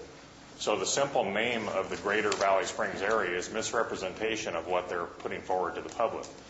They've also, in a couple locations in the Valley Springs area, put out discs for the public to review, and that disc states that it's a final draft. We were told, I was part of the committee that was put together by Supervisor Tofanelli, and we were informed at the beginning of that process that nothing would be final until after it was run through the process during the general plan by the planning department. They had to run it through all the modeling and everything and then come back to us with any changes that were necessary, then make those changes, resubmit it, and at that time when the general plan was approved, that it would become final. So I'm wondering how they can put something out in the community that says right at the front of it, final draft plan. How can they have a final draft? Is there something that we don't know about? Has their stuff been run through the modeling, and did you guys approve the general plan when we weren't paying attention? Or is this just another piece of misrepresentation that seems to be the norm with these people all the way from the beginning to the end? Doing things right and doing things the way that everybody else has to do them doesn't seem to matter with them, but they're still allowed to continue to go on and on and on and misrepresent what they're doing to the community. And me as a person that's been involved with this entire thing, I believe it's up to you as the Board of Supervisors to put a stop to this. Put it on the agenda and let's just get it done. Let us come in and have our say, let them have their say, and you guys make a decision and kill this thing, because the fact that, they're attempting to receive another grant to waste even more money on something that nobody wants, except for a small group of people, is insane. Everybody's talking about nobody not having any money, and yet they're allowing them to move forward with something. Everyone knows they're doing it, and no one's stopping them. I mean, at what point is the Board of Supervisors going to step up and tell My Valley Springs and COG, enough is enough? You're done. All the misrepresentation, where is the support from the Board of Supervisors that's supposed to be protecting us as citizens? The citizens have spoke over and over again that they do not want what they're offering. Every chance they've been given, every chance we've had to vote on it, they've said, no, we don't want that. The opposite has been for the plan put together by Supervisor Tofanelli's group. The community said, yes, we accept that. It's acceptable to us. We like the plan. We protected rights, and that's what we want.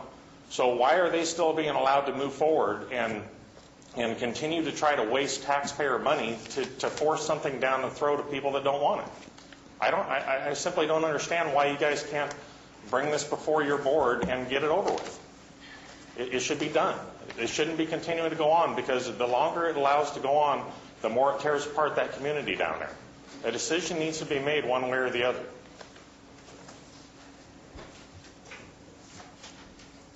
And one more quick comment. They had said that during the process of that, when they stick our plan into the modeling thing, when it comes back, theirs was put as a secondary plan to the plan that I was part of developing. Unless our plan completely kills that program when it runs through there, I don't know why theirs would even be considered. And to spend money that they don't have, time that the planning department told you guys they don't have, to run their stuff through the modeling, to force something down the throat of people that don't want it, just defies logic. I really don't understand it. And if you're going to somehow throw out the plan that we were part of producing, then you better throw out every other one of those 3 or 4 page ones that you guys have accepted. Thank you for your comments, Mr. Darren Spellman, Rancho. I just wanted to remind the board, as it came to me listening to the comments made by Mr. Valentine and Mr. Wietrich, that this particular item has been brought before the board many times, and it's also been agendized, and it's also been moved and voted on, a vote 4-1 in favor of the plan put together by Mr. Toffanelli and people who are landowners and affected by this plan. So why we're still hearing people attempt to move forward the secondary option, which has already been voted 4-1, board in favor to move forward with the Toffanelli plan. I don't understand why this is even being discussed. Thank you, Mr. Speaker. Thank you.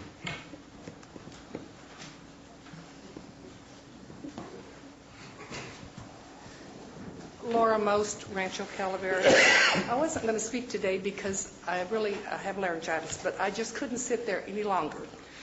I've been searching myvalleysprings.com. They've been causing havoc in Valley Springs. In the mission of myvalleysprings.com is to promote responsible growth and development through public participation in county planning in order to preserve the quality of rural life in the greater Valley Springs area. I started researching the organization, and they have received grants in the amount of $26,835 from the Tides Foundation and the Rose Foundation. They are the amounts. The Tides Foundation was $12,835 over a period of 07, 08, and 09. And the Rose Foundation is a total of $14,000. This is in excess of the $255,810 that the Calaveras Council of Governments received from the Caltrans grant. I just don't understand how you could just go out and get a grant because you feel like it. Maybe we should all just go out and get grants.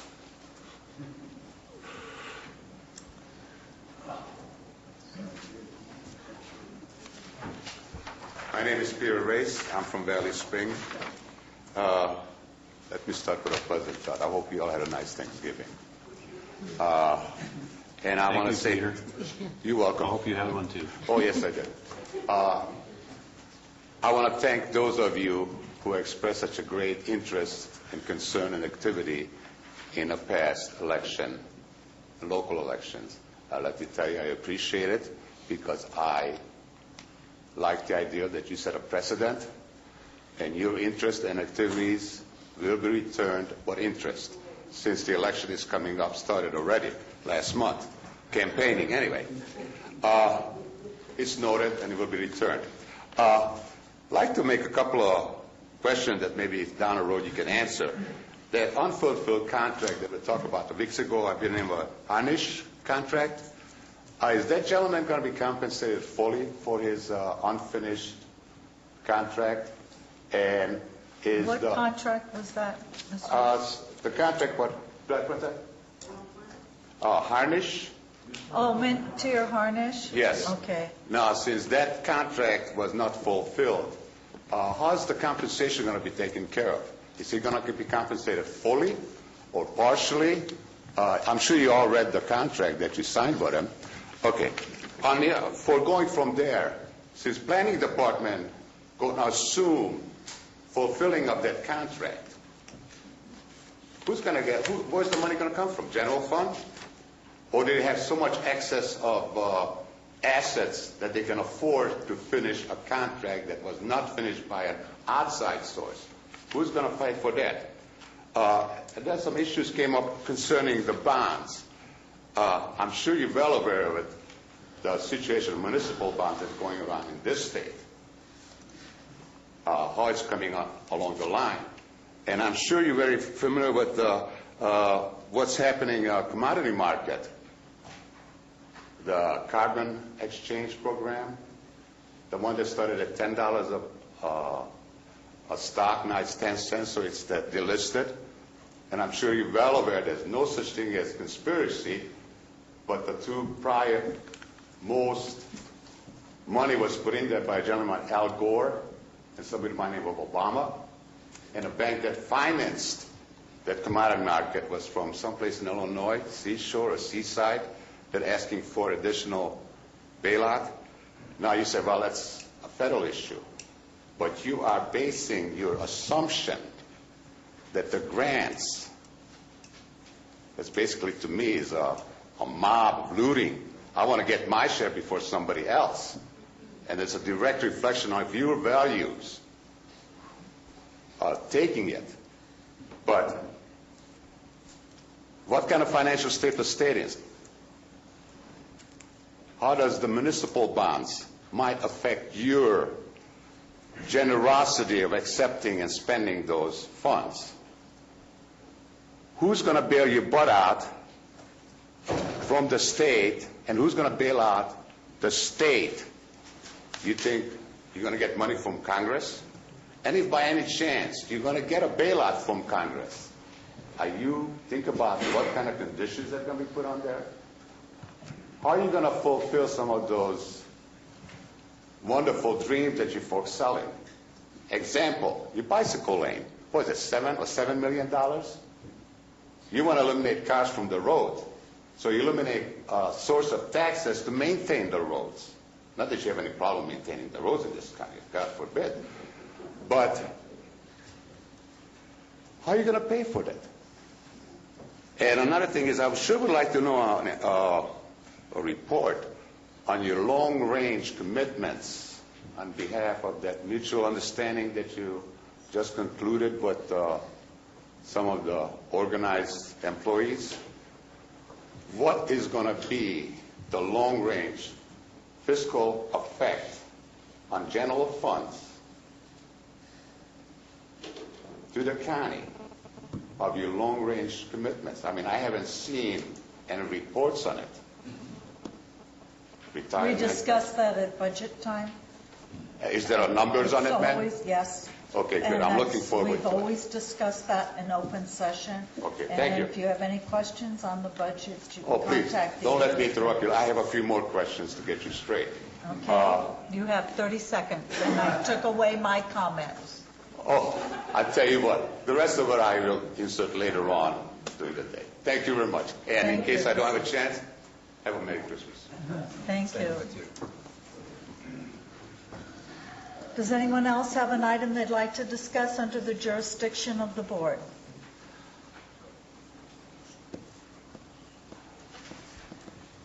Good morning. I'm Tanya Dowson from Burson. And at the GPU study session on November 9th, I had asked some questions that I haven't received answers to yet. Okay, would you like us to have the planning coordinator give you a call?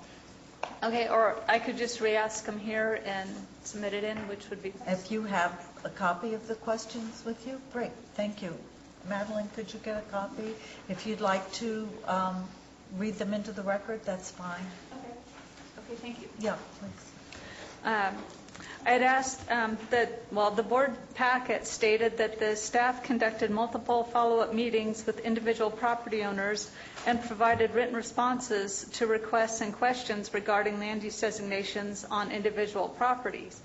And what I wanted to know was, were all affected property owners contacted? And where is the documentation for these written responses? And what portions of the general plan were changed as a result of the meetings? And also, last summer, Mr. Tryon asked George White to what extent the housing element exceeded the mandates of the state. And several weeks later, he had yet to receive an answer. Was his question ever answered? And if not, why not? And if so, what was the answer? Thanks. Okay, thank you. Madeline, could you please give those questions to Brenda and give her Ms. Dawson's phone number? Yes. Good morning. Ed Ballard with the Sheriff's Department. I sent you an email last week discussing the groundbreaking that will be taking place on December 17th. Just to let you know that December 17th is firm.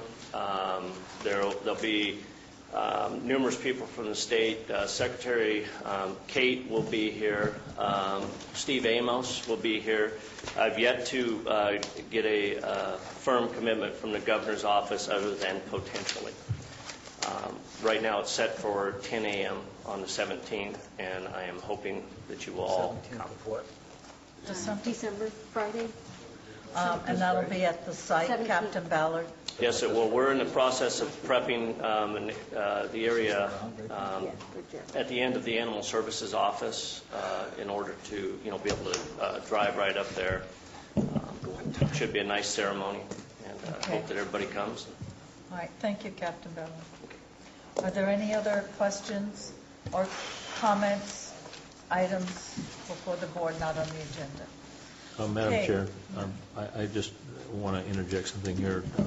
Mr. Race brought up some issues about the general plan, the contract for the general plan. Mr. Race, did you attend the general plan update status report on November 9th? Are you requesting me to? Yeah, I'm just... I was here when it was hearing, and the board decided that the planning department will finish the incomplete portion of it. And my question is, my concern was, is the contract that company, consultant, how's his compensation going to be adjusted for the incomplete work? I realize he's going to stay on for a couple more months with no extra charge, but was that contract completed? And if it was completed, why planning department has to do work for it? Well, you're... Please correct me.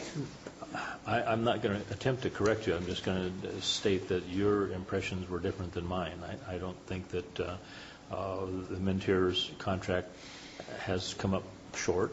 I mean, we added certain things to the requirements of the general plan update, and you heard the department say that they are going to take care of that. I just wanted to make sure that people didn't take away the impression from what you said that Mentier has abandoned the project. That's not the case. So My understanding is perfectly correct that, yes, sir, the gentleman's going to stay on. Okay. But you folks are, I'm sure, very familiar with what the contract was. And if the contract was fulfilled, it's wonderful. I got the impression it wasn't, because certain issues came up later on that was added to it. Okay, but no dollar figures were added to it. And my impression is, and please, if it's wrong, correct me, but the planning department will have to do additional work for it. Now, is the planning department qualified to do that work? Why was this gentleman, this company was hired? I mean, there's a whole bunch of things that, it's a mushmash over there, okay? And my concern was the financial end of it. Mr. Reese, would you like me to have the planning director call you and go through that, the board? No, I'd be more than happy to visit him, ma'am. Okay. Thank you very much. Are there any other comments or questions? Okay, we're going to take a 5-minute recess. Attention in the bedroom and the master bathroom. Tom, are you ready? Yes. Okay, I'd like to reconvene the meeting, please.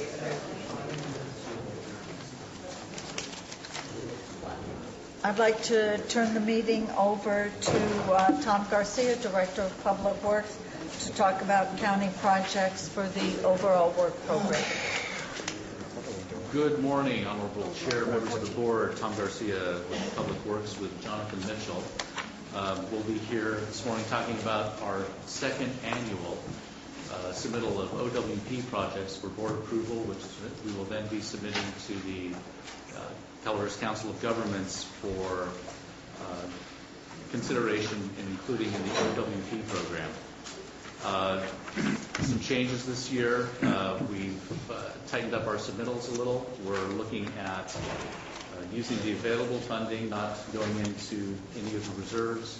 and maximizing the OWP funding for matching other funds so that we can have a little more CIP programs in the county. And with that, I'll go ahead and turn it over to Jonathan for the presentation. And feel free to ask questions whenever they come up. Good morning.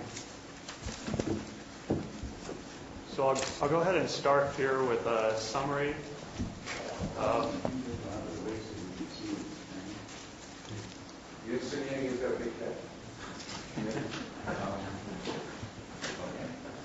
Either that or more. Yeah, that's a good idea. So we're going to start today with this morning with a summary of available overall work program funds. The first being the Congestion Mitigation Air Quality Fund, which is a federal revenue funded through the Transportation Authorization Bill. And this funds projects that contribute towards the attainment or maintenance of meeting the national air quality standards.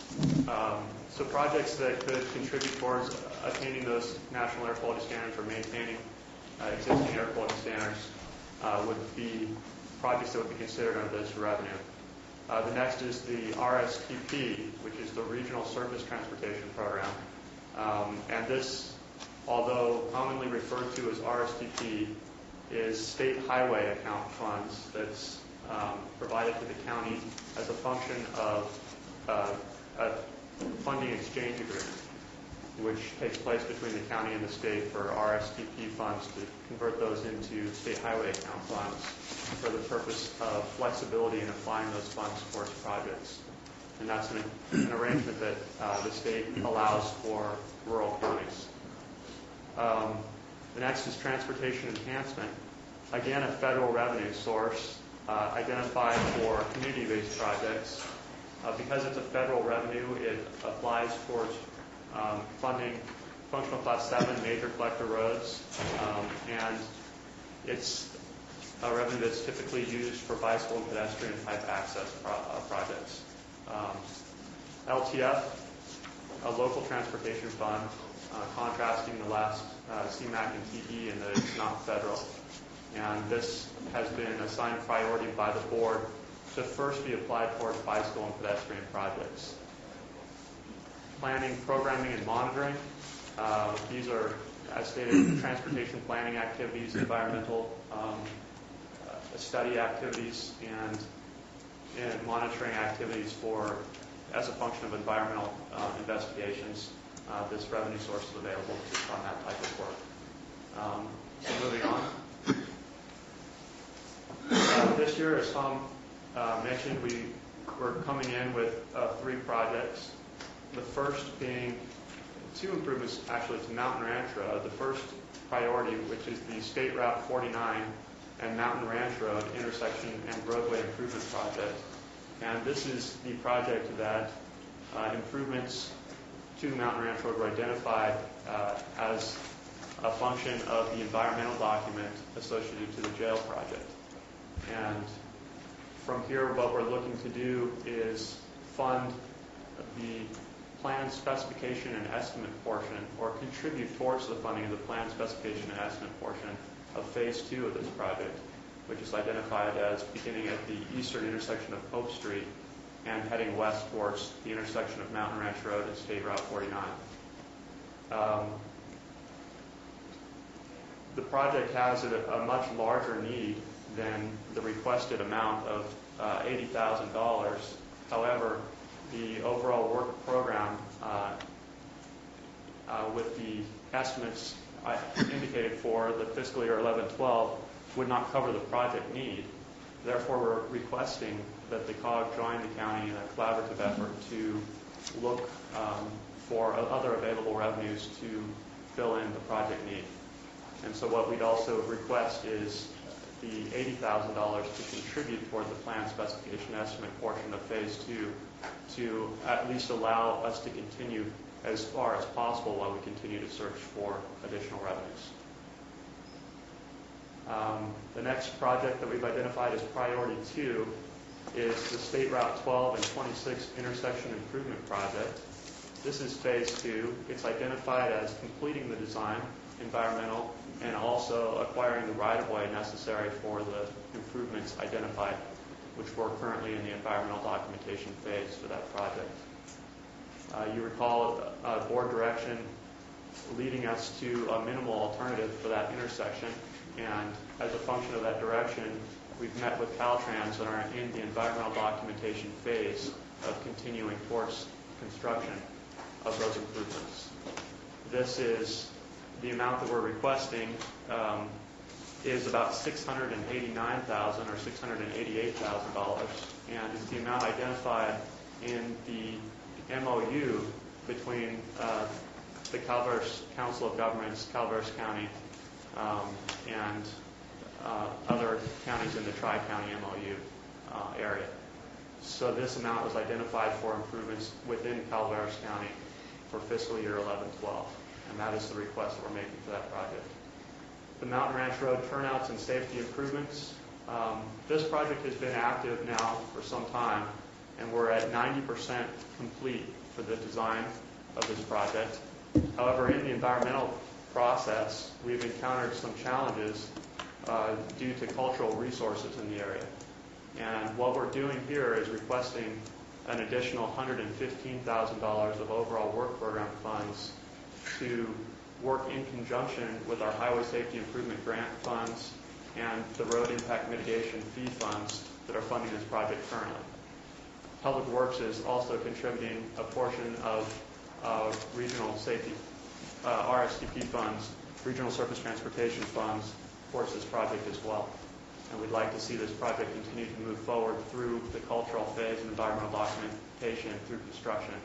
But this, we do have a need for additional funds in order to progress through cultural.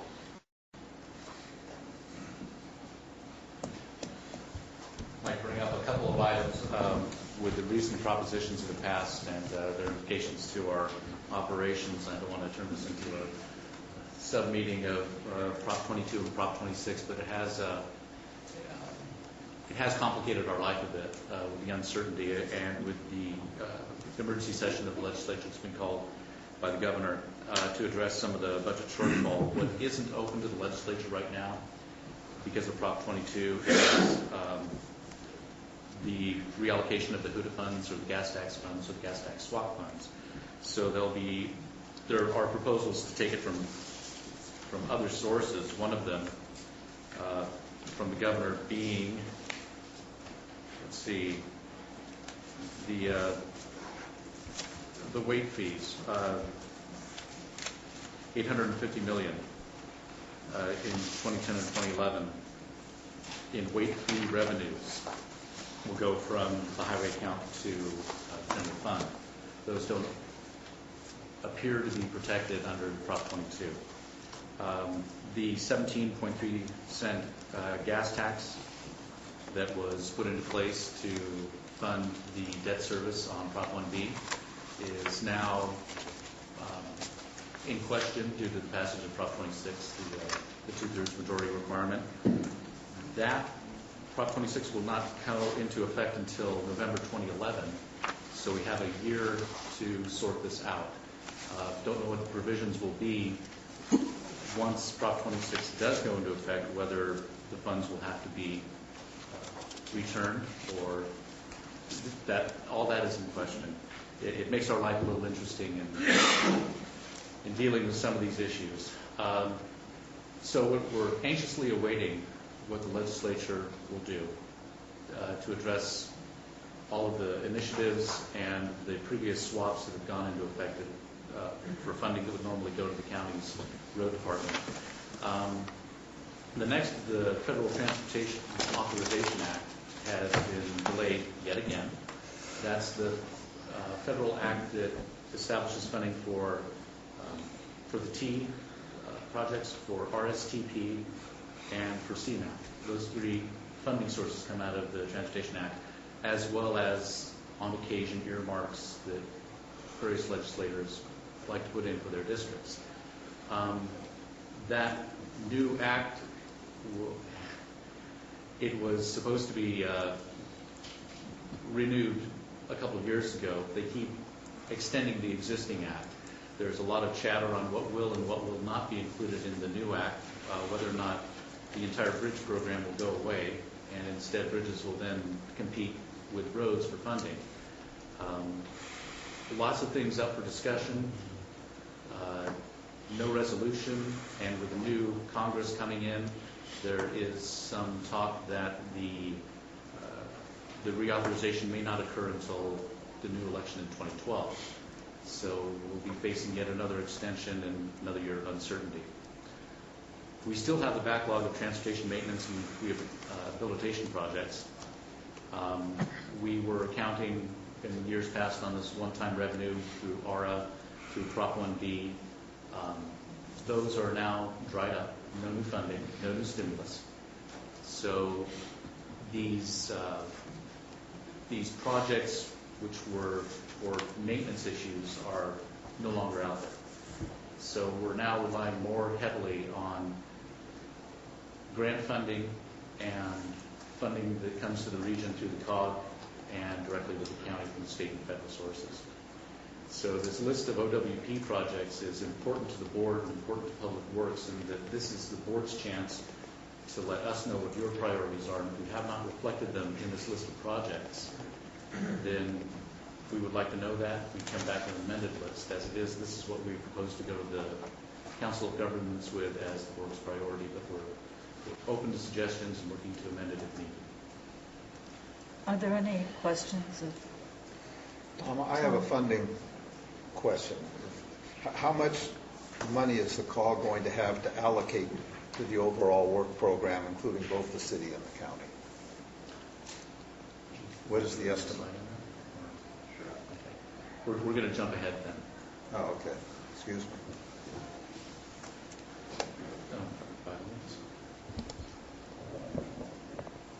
Identified here are the available revenue sources that we discussed earlier. And on the far right column, you see where it says 11-12 estimate. This is the fiscal year 11-12 OWP estimate based on the Calaveras Council of Governments estimate sheet that was submitted to the county. Those are the available funds for the overall work program.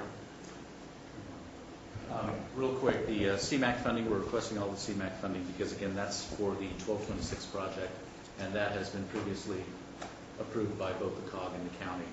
So when you see the CMAQ going all to the county, it's for that specific project, and that was a previous agreement. Tom, but if the city wants any of that funding, I mean, don't the CMAQ projects go to TAC, and the TAC works out the priority? Because Indeed. There's a call for projects. Right. And this project was the one that was going to be... For the county. Well, no, for the CMAQ funding. Right. CMAQ has to show reduction in VMC, vehicle miles driven. Right. The city didn't have any projects which would accomplish that. The CMAQ has been swapped with other jurisdictions.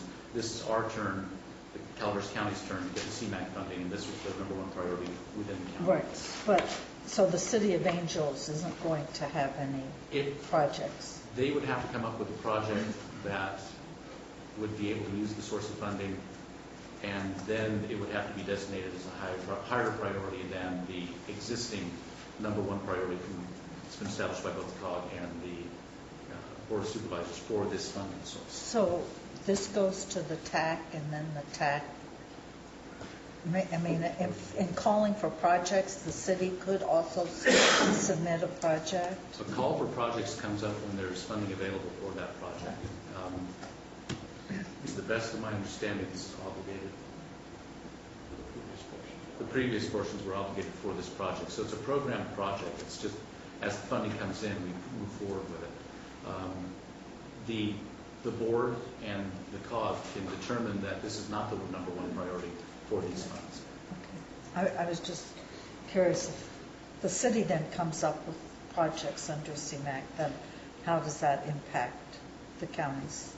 I mean, not that, I mean, the board's already said this is a high priority, so I mean, I'm not questioning that. I'm questioning the process when there's the call for projects. And the city will have a similar call for projects. We'll go over both lists in the COG or in the TAC, and the eventual decision will be made by the COG board. Okay, thank Hopefully, you. we'll have a list of recommendations that everyone has agreed on. That's what we're shooting for. That's what we're hoping to. Thank you. So what you're saying is these funds were already allocated previously for this project. So the only way, the scenario that Supervisor Callaway is talking about, if additional funds became available. These funds were not allocated to this project. The previous CMAQ funding was allocated to this project.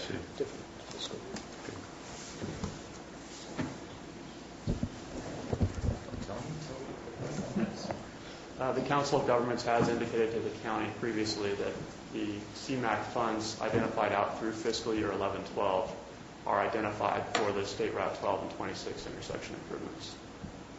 So the question I've heard from the board is if additional funds did become available above and beyond what was previously identified for fiscal year 11-12, then that would be appropriate funds to bring a call for projects out. In addition, future years beyond fiscal year 11-12, CMAQ revenue. And while we're on the subject of call for projects, you'll notice the fourth line down is T funding. There's $136,000 of available T funding, and with COG had previously indicated that there would be a call for projects when funding was available, and we anticipate that call for projects coming out shortly. We'll be discussing that at Wednesday's TAC meeting when the call for projects will be. We anticipate both the city and the county will have projects available for T funding. The county has a long list of safe routes to schools projects which could use this funding, additional crosswalks, bike ped facilities, but we'll be coming back to the board with a list of projects once the call for projects has gone out from the COG. The RSTP funding, or the RSTP swap funding, again, we're looking at $195,000 of the $309,000 estimate. The additional funds will be used by both the city and the COG. RSTP reserve is not touched. And the local transportation, I'll let Jonathan talk on that one. We're not requesting any funding.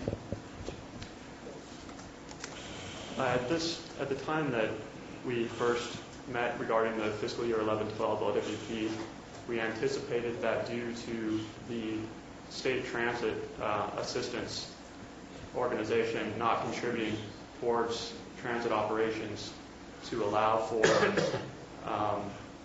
LTF usage towards other projects. And so at that time we could not identify available LTF funds. However, we have heard that SDA will be contributing towards the transit needs this 11-12 fiscal year. Coming STA? State Transit I know what Assistance. it is, Tom. Thank you. I just, for the record, like things to be done in non-letters. Thank you. You're welcome. Can you say it again, please? State Transit Assistance. Thank you. You're welcome. So based on that, what happens is you'll see the $600,000 identified under the 11-12 estimate, and that's the region's apportionment.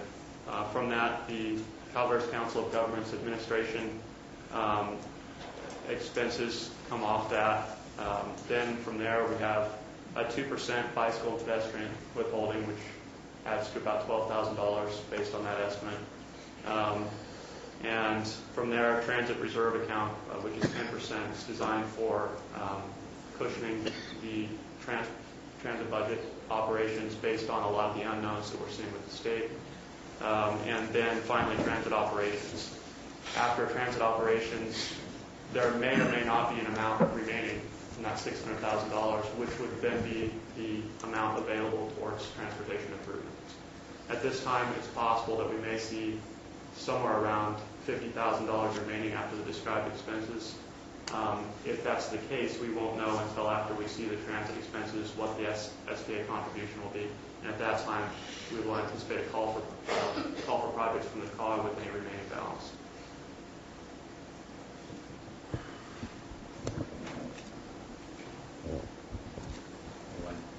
At this point, we'd be glad to entertain any questions. Does the board have any questions or comments they'd like to make?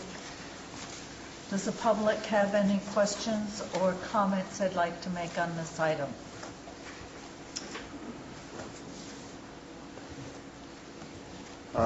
Andy Ballantyne, District 5. I just wanted to ask, I didn't see anything about rim fees on there. What are the rim fees going to be used for?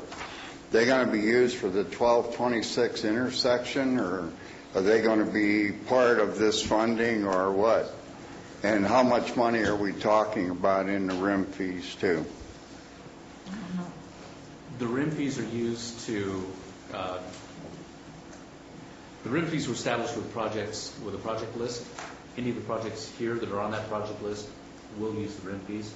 We are using them for State Route 1226 intersection, 13.4% of Mountain Ranch Road as well, 7.3% for the 1226 intersection, sorry.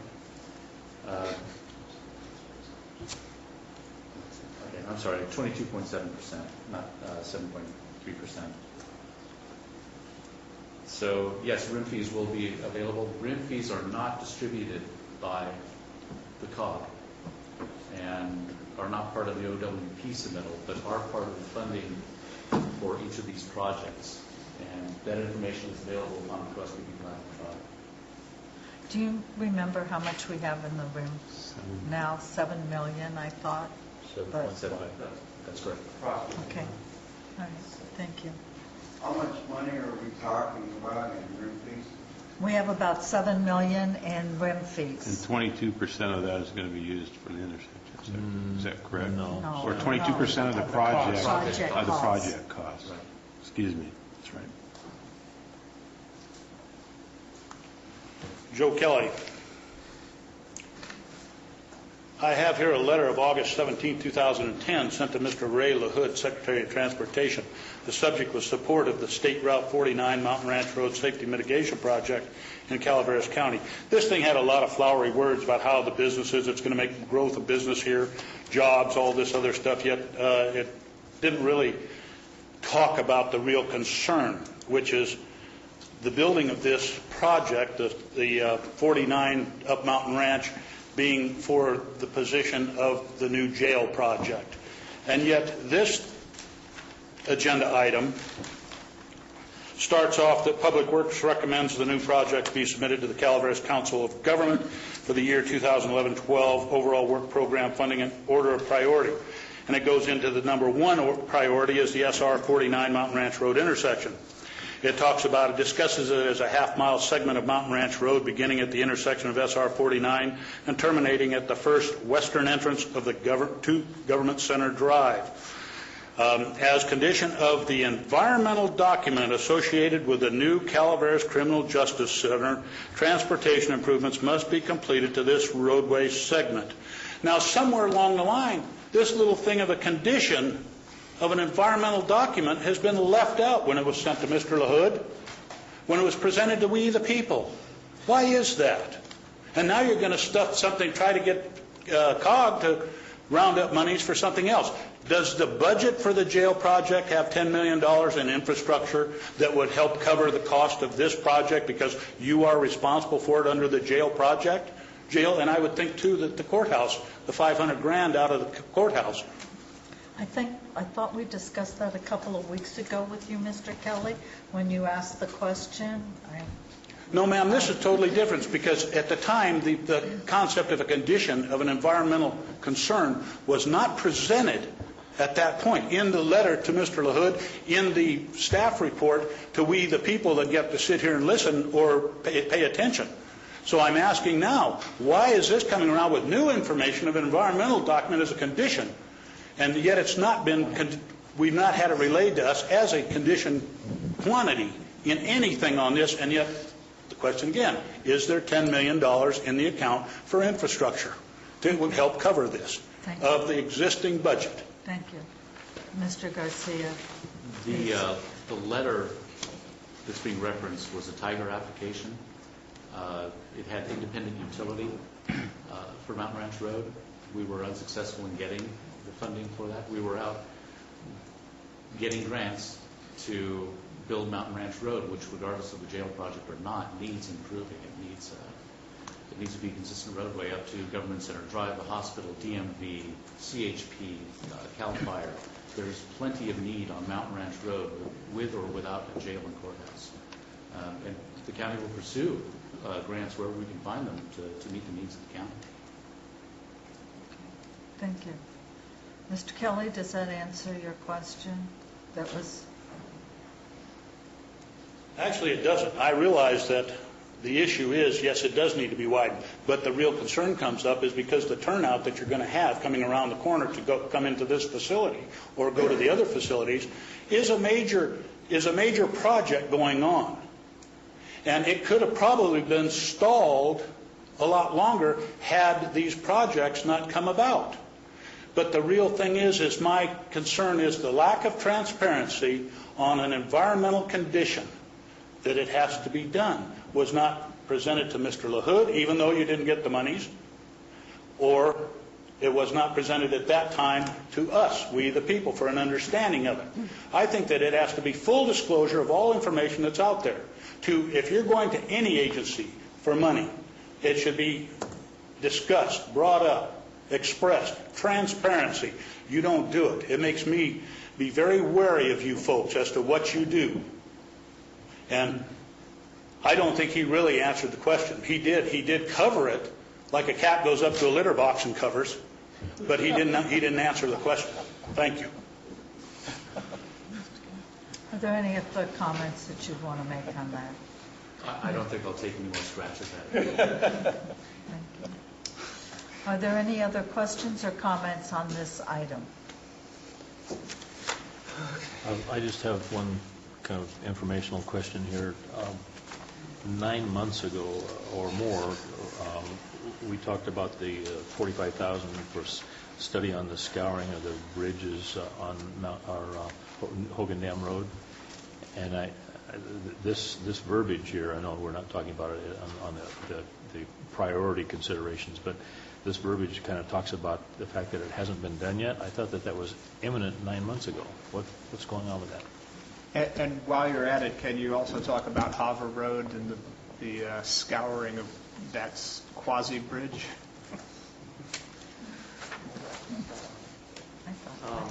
All right. Yeah, I thought that was done.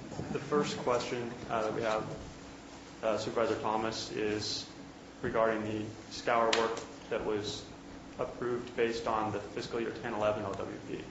And beginning from the time that was approved through the Council of Governments, we did begin work towards that operation. But the fiscal year 10-11 ends on June 30th of this 2011 coming. And so we're in process of expending those funds presently. So it's an active project. It isn't completed yet. So, I mean, if it's been awarded, I mean, why is it being resubmitted? Because we're talking about the fiscal year 11-12 overall work program currently, which doesn't begin until July of 2011. But we're actively in the 10-11 fiscal year expending the funds that were approved last year.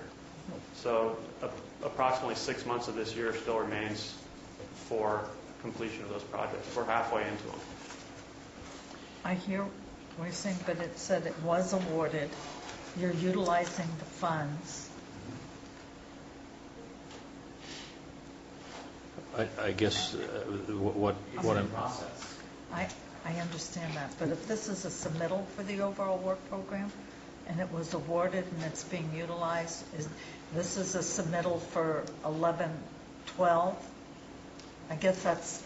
Okay, I think I understand the question a little bit more clearly. In the staff report, it does name the projects that were approved last fiscal year, and it's bringing up the possibility that if something were to occur within the project that would delay it from completion, that we would request the remaining funds from last year, this active fiscal year, would be applied towards fiscal year 11-12 to allow that project to continue towards completion. So in the instance that the amount that we had approved last year for the bridge work, for example, if we encountered some challenges in the bridge project that required that the time extended into fiscal year 11-12, we're requesting that the funds that were awarded in 10-11 follow that project into 11-12 only if required to complete the project. Did you want to answer Supervisor Walensky's? Yes, I'd like to. The Harbor Road Bridge project, actually not a project covered under the overall work program. Okay. However, it is funded through the Highway Bridge program. Right, And we have submitted the RFP, the request for proposals, and have awarded a contract to a consultant who's presently processing through the Caltrans screening in order to proceed with the environmental documentation on that project. So it's My an mistake, I active thought it had originally come through this process, but I'm wrong. All right. Thank you. Okay, well, getting back, Jonathan, before you transfer the microphone, getting back to my question about the $45,000 specifically for those bridges, the reason that I'm concerned about that is because it had there was some crossover involvement between that work and some work that was being done by the Corps for the Cosgrove Creek solutions. So I'm just curious about it. You said that a contract had been issued for the Harbor Road project. Do you have a contract for this scouring, the assessment of the scouring problems on Hogan Dam Road? And if not, why not?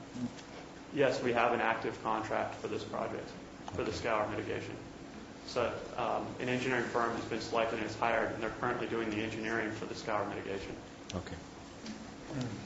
Are there any other questions from the board? I just have one more. I need a clarification on 1226. If I remember, Mr. Garcia, you had said that you thought it would cost less than $1 million to do the project, and we've done over $300,000, $1.2 million, and now another $688. Could you package that for me, please? The construction costs were based on the new alternative, were anticipated to be less than either the roundabout or the signal. Right-of-way costs are still unknown. We're currently going through the environmental. And the engineering and design costs are also not included in the construction cost. So it would be premature not to ask for the funding to complete the project at this point.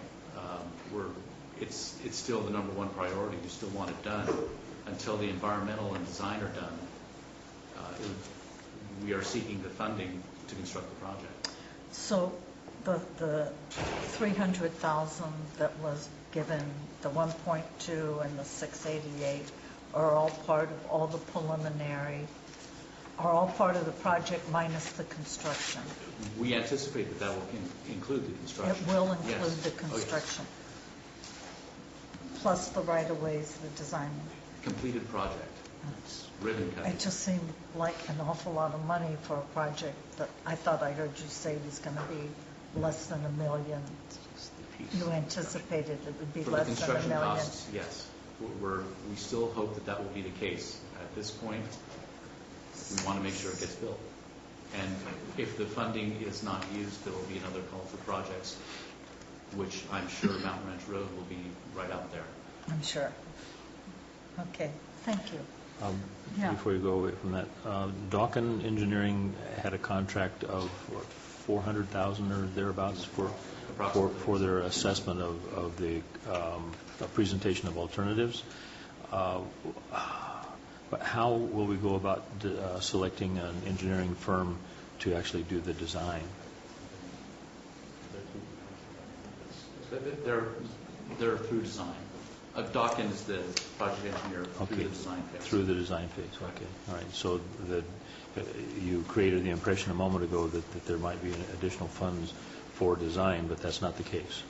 No, I was trying to state where all the funding from the original applications to now had gone. There was funding for design, environmental, right-of-way, construction, and whatever utilities we happen to run into. Okay. Anything else? Just a little bit of an editorial comment on this, the work on on Mountain Ranch Road. I, along with Supervisor Toffanelli, sat in on a meeting here several months ago where we were talking about the impact of a project, a proposed project on Pope Street. And that was about 50 houses, and I remember distinctly the county taking the position that if that developer was going to stick a shovel in the ground before the county, that they would have to pony up about $3.5 million to pay for their pay for the road improvements. And yet I'm hearing this morning, I think I heard Jonathan saying that since we don't have the money to do that, that we're kind of piecemealing that, and I'm just wondering if there's a double standard here, that we're insisting that private developers do something that we're not prepared to do. It just seems like that's a little bit of a thorny issue for me. We are developing the plans, specifications, estimates for the ultimate widening of Mountain Ranch Road, and hope to have the improvements in place prior to the opening of the courthouse and jail facility. We're actively seeking funding to make that happen. I don't see this as inconsistent with the direction the board has given either for our project or for other developers' projects. The goal is to have this in place before occupancy, which is, again, why we're here seeking some funding to accomplish that. Okay. Anything else? Any other questions? Okay. Is there a resolution approving and prioritizing the submittal of the county's overall work program? Okay.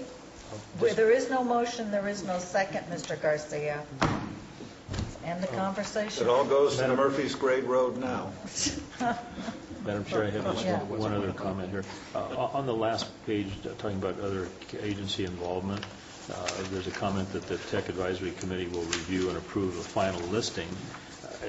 If we approve this proposed listing, will they have an opportunity to take a second bite at the apple, or what?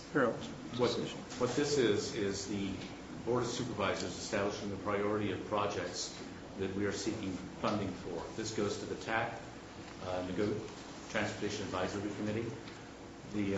Once the city, the COG, and the county staff weigh in with each of the boards and councils' priority projects, a list of projects is developed by the TAC, which then goes, hopefully agreed upon, and then goes to the Council of Governments board for approval. So this is our piece of the puzzle. The city is going to have their piece, and the COG will have their piece. When the COG board approves it, that's the ultimate. And Madam Chair, I will make the motion to adopt the resolution here before us. Is there a second? I'll second. Hey, fine, the board doesn't want to approve it. I've got two projects on it. We'll try to have a better presentation next time. No, try and have something in Ebbets Pass. All in favor? Aye. Opposed? Passes on a 5-0. Thank you, Mr. Mitchell. Thank you, Mr. Garcia. I'd like to move to item 15, adoption. You did, as I understand, the introduction of the ordinances at the last meeting, and now it's up for adoption. Mr. White, is there anything you wanted to add to this? Nope. Are there any questions or comments from the public on this before it goes to an adoption vote of the board? Ms. Reese, could you please come up? Thank you. My name is Peter Reyes from Rancho Calaveras. I got a request. I really appreciate all the homework you're doing when you're looking at the supervisors' folders. Is there any way that you could duplicate, put it on the screen so the audience have a little bit more understanding? Because you guys holding a great overall advantage over us. You see the little details, okay? I see the agenda. Yes, I know I can go to Kirk and have it printed out. But nowadays, the technicality is to put it on the screen, so we have a better appreciation of the great. If you'd like to see a copy we're discussing, it's right here. The clerk has one. Okay, If you no, I would like be to for a see general it. audience, for something to think about. It would be You're more right. appreciated, It's a your good- hard work, that's a if it would be thought. on a screen. Thank you. Thank you. That's a good idea. Madam Chair, I'll move item 15, the adoption of the ordinances, the 3 ordinances with the waiver of reading. Sure, now you make a motion. I'll second that. All in favor? Aye. Opposed? Passes on a 5-0. Thank you. Thank you. And you might be interested to know that today's our 49th year anniversary date of the building department. And some said, I guess it wouldn't last, but it has, and we're doing well. Is that a day of celebration or mourning? Well, I think we're going to be proud of it. Thank you, Mr. White. And you've been there 48? It seems like it. I won't be here for the centennial. I'd like to move to item 16, a minute order adopting the plan, specs, and details for off-site improvement for the adult detention facility. Mr. Evans. Good morning. Doug Evans with Kitchell. Mr. Evans, I'm going to also let you do numbers 17 and 18, but we will take them separately. All right? Very Thank good. you. The item before you is a request to adopt the plans and specifications for the first component of the new project. It is preliminary construction work required in order to provide access to the jail construction site. It also is preliminary work to meet the requirements of the agreement with the county and the AOC with regard to some partial installation of the utilities that go to the property line for the courts project and the jail project. Mr. Tuffanelli, did you have any questions or comments to Mr. Not at this Evans? Mr. Thomas? Tom, did you? Mr. Troy? Is there any questions or comments from the board on this item? Mr. Kelly?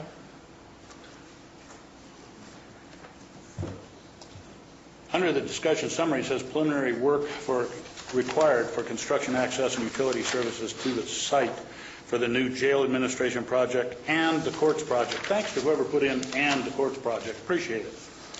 Along with other preparatory work for the jail administration project. Funding, again, financing. Funding for this work is included in and will be paid from the budget of the Calaveras Adult Detention Facility and Sheriff's Administration Building. Now, just recently, yes, we did have a discussion. Mr. Evans was the only one in the room that could bring and said 4. Actually, there's 5 sources of funding. Having had put a request into the auditor's office, which was routed to the CAO's office, which I then talked to Ms. Ryan, and she gave me some answers, and I am still waiting on some answers to some questions I had asked her. And to go back to that, yes, there's Measure J funding, which is specific.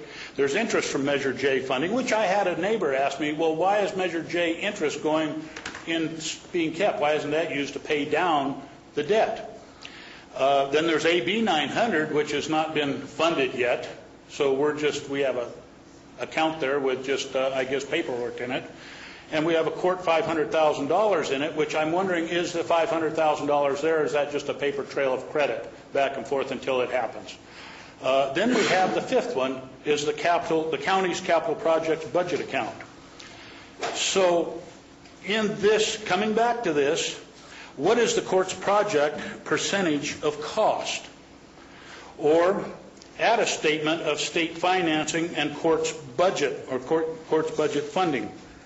In other words, we need to know what these percentages are, who's paying for them, who's allocated to that, committed to that allocation of the infrastructure and the cost of the infrastructure. That's it. Thank you.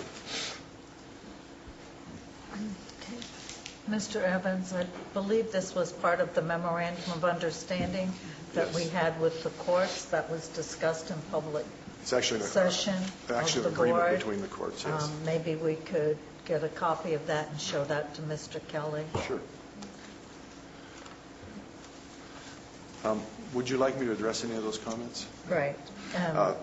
Or Ms. Boyce can on the capital budget account, because that's just sort of moving the money so we can pay it. But go ahead, please. First of all, with regard to the AB 900 funding, the state of California has approved the agreement with the county to provide approximately $26.4 million for the project. Those agreements have been executed. The Pool Money Investment Board, at their November meeting, authorized the first phase of funding for the project, for interim financing for the project. So that funding is in place. The requirements that the county has to meet is to move forward with a construction contract, and once we get invoices from the contractor, we'll send those invoices to the state, and they'll be reimbursed on a monthly basis. That's the contractual relationship. With regard to interest, with regard to public works and bonds that are issued for public works, interest always follows the principal. So the principal is the money that's going for the construction of this work. The interest on that money prior to it being expended follows the principal, meaning that it goes also for the project. With regard to the $500,000 from the courts, that was an amount agreed upon between the courts and the county for improvements that the county's making to support the courts project. And at that time, why it was done at $500,000, I can't tell you. I was not around at that time. I don't know if you'd like to talk about the capital account, or if you'd like me to. The capital improvement project account is just where all our accounting is for the expenditures and the receipt of revenue for the project. Thank you. Sorry. And to my knowledge, there is no funding coming out of any other account. No. That's the account that the funding is processed through in order to keep legitimate and a reasonable accounting of the project. That's correct. That's correct. Any other questions or comments of Mr. Evans or of staff on this item? I'll move the item, Madam Chair. Mr. Valentin, could you please come to the board and address the board? Thank you. Are you still on item 16, or did you move 16. to 17? We're on 16.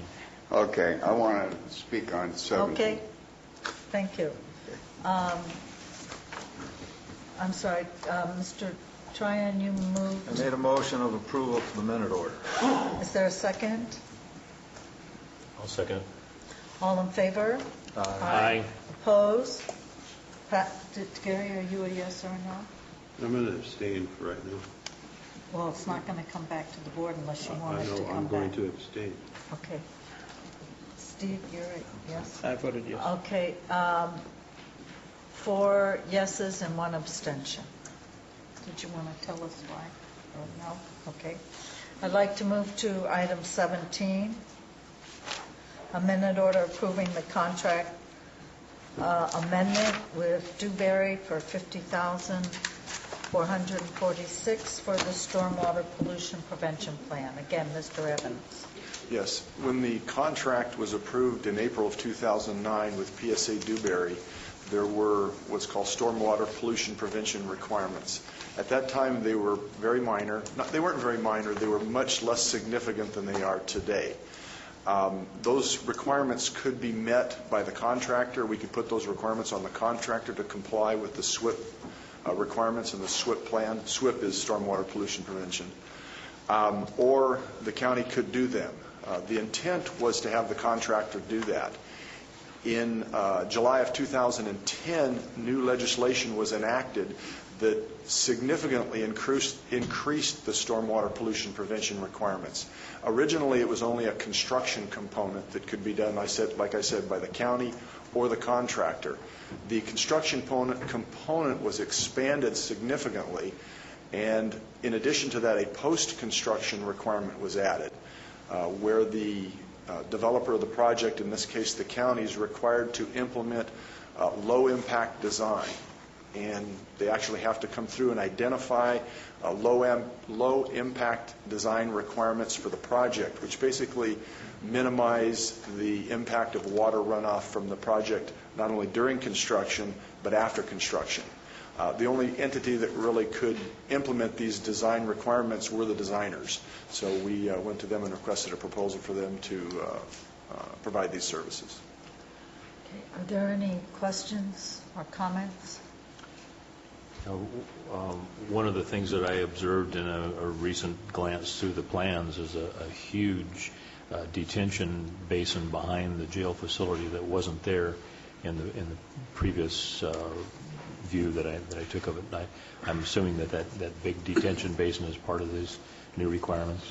That is a component of the requirement. Yeah. Basically, the requirement is that the stormwater runoff prior to construction on an empty field site and the stormwater runoff after construction have to be equal. And that requirement was always there, but it was never enforced and it was never really defined. This new regulations created websites where they have to post information. It's much more complex. Mr. Valentine, you had a question or comment on item 17? Yeah, Andy Valentine, District 5. I'm kind of curious here. PSA Dewberry, are they consultants or? They're the architects on the project. Okay, they're the architects, fine. I wanted to ask, have they been working with Public Works? And I'm also assuming that the $50,446 contract, I'm assuming that was the cost of drawing the plans for the drainage? I thought I heard Mr. Evans say that was to accommodate the change in legislation regarding what had to be done so is there going to be on the original contract versus what is now required, but I can have him address that again. It's a good question. Is there going to be an additional cost for the plans to draw up a set of plans for this by them? The amendment is for $50,000 for design of the stormwater pollution plan. I was Correct. just wondering if there was going to be additional money for drawings or anything. And I was also concerned, we have a Public Works Department. I think maybe they should have got more involved in this here, and maybe we could cut the cost of that $50,446. Okay, I'll have Mr. Evans answer the question. That's fine. Are there any other questions so I can have Mr. Evans answer them all at once? Yes. Thank you. Mr. Reese. Peter Reyes, Valley Spring. This is just basically principle because it's way above my pay scale, but the water that's going on the ground that you want to detent, that's a federal water, right? They control that water. That's their water. Has there been any approach to the appropriate elected official in that level to take responsibility of their water?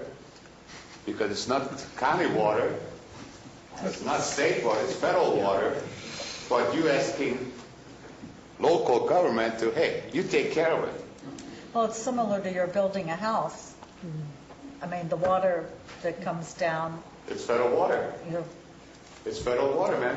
It's not my water. I cannot do. Why do I have to take responsibility for something that is not mine? It's just, I know it's principle. Thank you. But it would be nice if you approach some of our officials at higher levels. Okay, thank you. Are there any other questions so we can have Mr. Evans answer them all? Certainly. Joe Kelly. Is there a separate account spreadsheet that will state additional cost of change orders? When the whole jail project started, everyone was twittered because, it's going to be come way under budget. And the concern at the time was change orders. Now they're starting to happen, although they're called a contract amendment, which call it what you will. Now, the Stormwater or State Water Resources Control Board requirement, was anyone following anything going on through the legislature or through the different agencies that would have an effect on this project, mainly state water, to see what they had going through their pipeline, being this new regulations, when this project was starting up, so it could have been pulled in and brought into the project at the startup? Or was it all of a sudden it came up like this?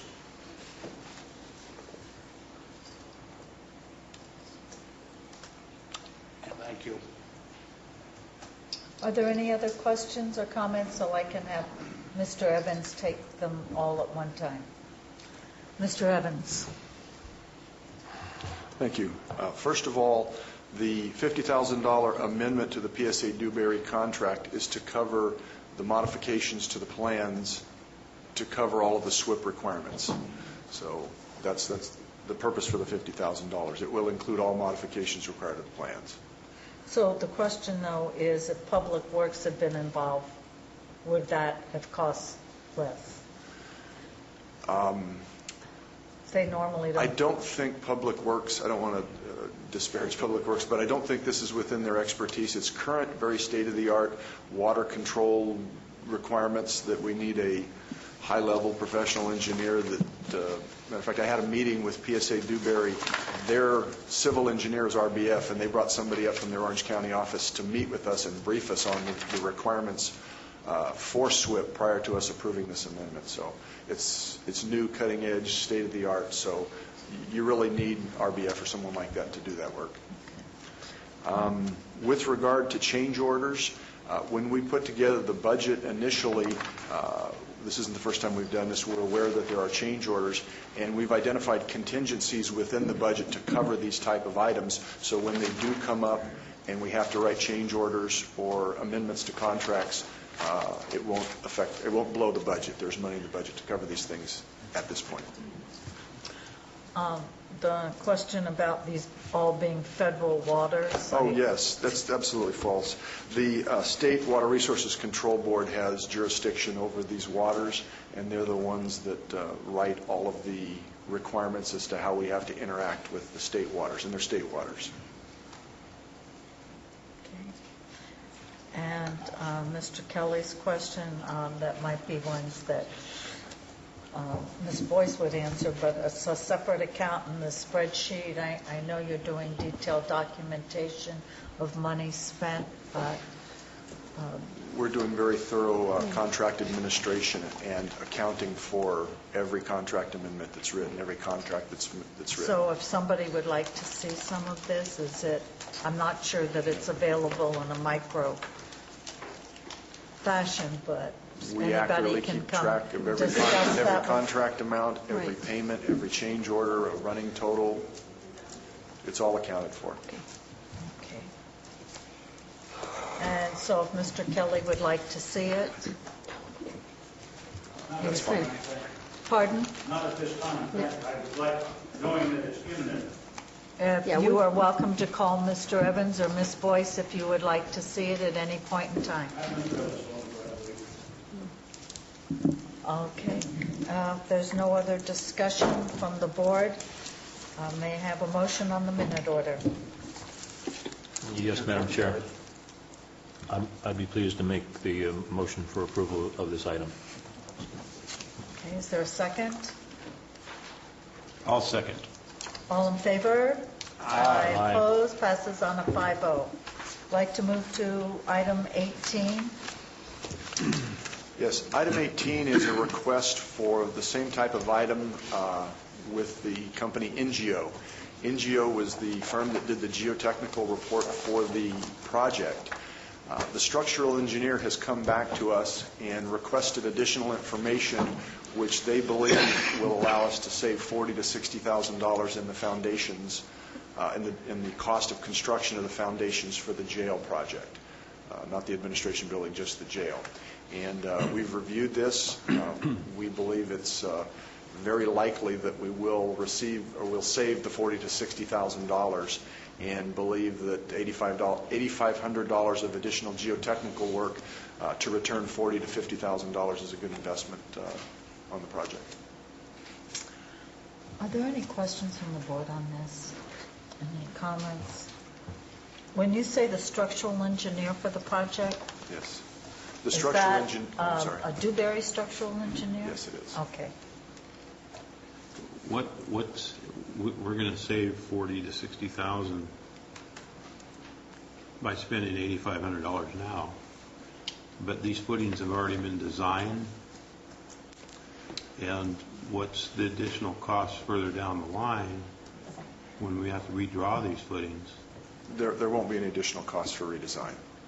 The structural engineer's finalizing the design on these footings and came up with an idea that if we could put some light concrete slurry underneath the foundations, just the foundations for the jail, we would be able to reduce the size of the footings significantly. And I read in here it was just the column footings? Yes. It wasn't the perimeter footings? That's correct. Do you know an estimate how many column footings we're talking about? I don't. I can get that to you, though. Okay. 102. 102? Is that off the hip? That's a lot of columns. But there are some very large loads going down through the jail project because it's a very substantial structure. Okay. Did you have a question, Steve? No, but if there are no public comments, I'd make the motion to approve. Are there any this. other public comments or questions on this? Mr. Valentine, please come forward. Andy Valentine, District 5. I'd like to know how much the original price was before the supplemental came along. And me not being an engineer or in the contracting field or anything like that, putting down supplemental geotechnical exploration, I wish somebody had explained that to me because I don't know what it means. Okay, thank you. Are there other questions for Mr. Evans before we proceed? Not really a question. It's on my review of this agenda item, seeing that $40,000 to $60,000 savings due to a slurry mix, and with the idea of the concrete at $400 a square foot, including steel.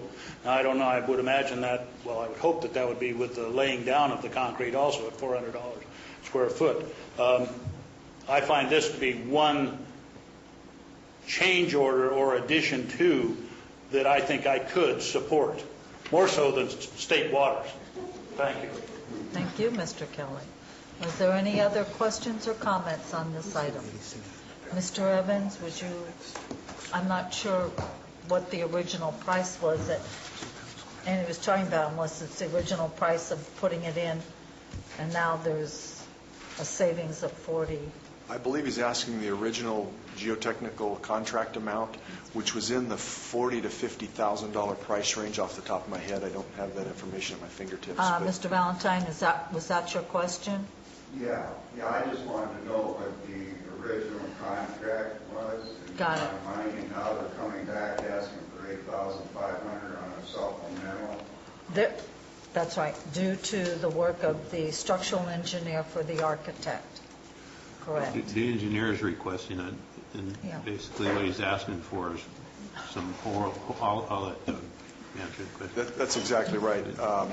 The engineer has asked for some additional borings on the site to understand the subsurface conditions better.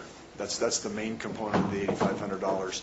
Then there's also some additional geotechnical report that needs to be generated to substantiate that, and testing of the soils that are removed. It's a fancy word, Andy, for just drilling, boring holes into the ground and taking a core sample. They take a core sample out of it and analyze the core sample. Okay, it's just a drilling operation then? It's what, for soil and water? Or? Soil, rock, the conditions. That drill will have a core hollow center in it, and they will core down certain depths. And then they pull it out. They'll take the sample out of that core and analyze it in a lab. Okay, I'd suggest the Board of Supervisors check the rock clause in this contract, and I think you need to specify the type of rock and everything, because we just got hit with that on the Memorial District building. So it'd be a good question to ask. If I may, I misplaced a note. Joe Kelly again. Has a seismic fault study been done on this project? Because I've seen in other counties in Southern California where they went in, put in a new courthouse, new jail or facilities and all this, got down so deep and all of a sudden, oh, here's a seismic fault, and they had to deal with it. So if this has been studied here, please. Mr. Evans. I'm not aware of a seismic fault study requirement. The code identifies various seismic zones within the state, and the project is designed to those codes. Because the jail is an high occupancy which incarcerates people, the structural engineer is, by the code, is required to design to 1.5 times those seismic requirements, those structural requirements.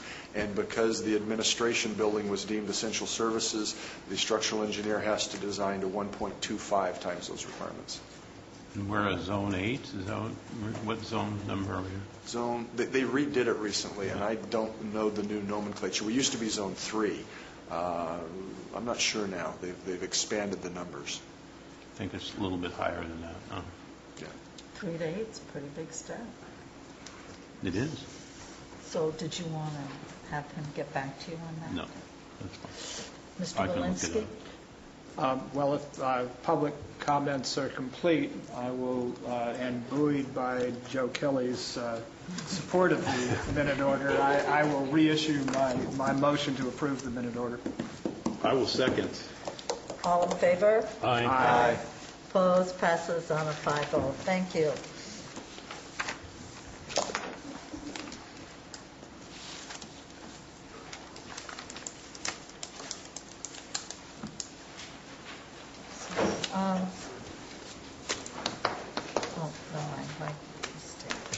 I'd like to move to item 19. Mr. Thomas, would you like to go first? I have a item 19 here called a minute order approving the water service facility. Yeah, you're one ahead. We're in correspondence. Oh. Yeah, we're on 19. No, well, maybe we have a there was a preliminary agenda. That item number 19 regarding the minute order for the water services facility has been continued to the next week. Oh, good noise. Yeah, no, item 19. Okay. Vote out correspondence. I have nothing. Pardon? I'm sorry, what, Mr.? Are we having fun? Always. Okay, let's go. Mr. Thomas? I have nothing to report. I have nothing to report, Madam Chair. Mr. Walensky? Let me put the timer on. Sorry, I got a lot of meetings. I have today at 4, the Mental Health Advisory Board. We have a meeting at 4 on Wednesday regarding Delta College. There's a group that's been reviewing our relationship with it. At 5:30 to 7:30, there's a hearing over at the Amador Board of Supervisors, which is discussing a rather significant blow to the local economy, the proposed closing of Preston, which has approximately 400 employees. Closing of what? Preston, the youth authority, Preston School over in Ione. So they're holding a hearing on the topic, and I would encourage people. It will have an effect on we have a number of people in Calaveras County working there, and my hope is that we'll find a way to continue that service in some respect. On Thursday, the 9th, I have Fire Safe Council meeting, and that evening a Central Fire meeting. I'll be attending the ARC Awards at Good Friends on Friday. On Saturday, the BMCRC's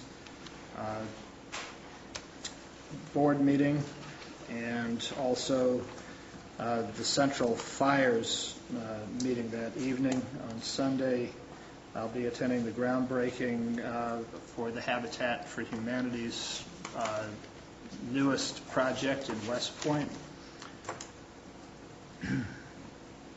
On Monday, I have the JPA Central Sierra meeting of child support and at CalWorks. and the Paloma Community Meeting at 7 that night. I also wanted to mention a couple of things. We're pleased to hear that the Amador Calaveras Consensus Project was awarded the All Lands Award from Region 5, which is the U.S. Forest for all of California, the Pacific Islands, and Hawaii. And that award was presented by this Chief Forester for the entire U.S. Forest Service last week. What was the award for? It was for it's the All Lands Award. It's a new award, people who have combined jurisdictional efforts between U.S. forests.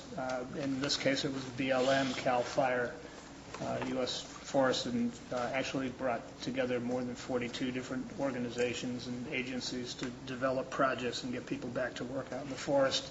It was recently, it was part of Secretary Vilsack's initiative to try to stop dealing with the Sierra, or actually U.S. forests in general, as isolated pieces of land, but begin to think of the Sierra as a whole, so that you're not, well, it's getting over the whole idea of ignoring it. That's a breakthrough. Neglect didn't improve the forest any. But the idea that you could have multiple agencies working together with local communities was the basis for the award.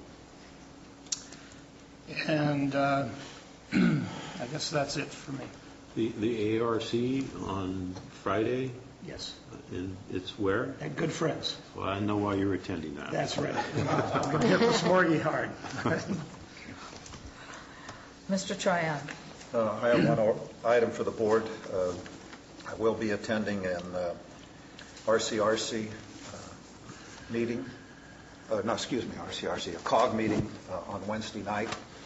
We did all receive, I'm assuming we all received a memo from Tom Garcia, the Public Works Director, on the board had earlier given him direction to sit down with COG and go over the potential transfer of current COG projects in the county to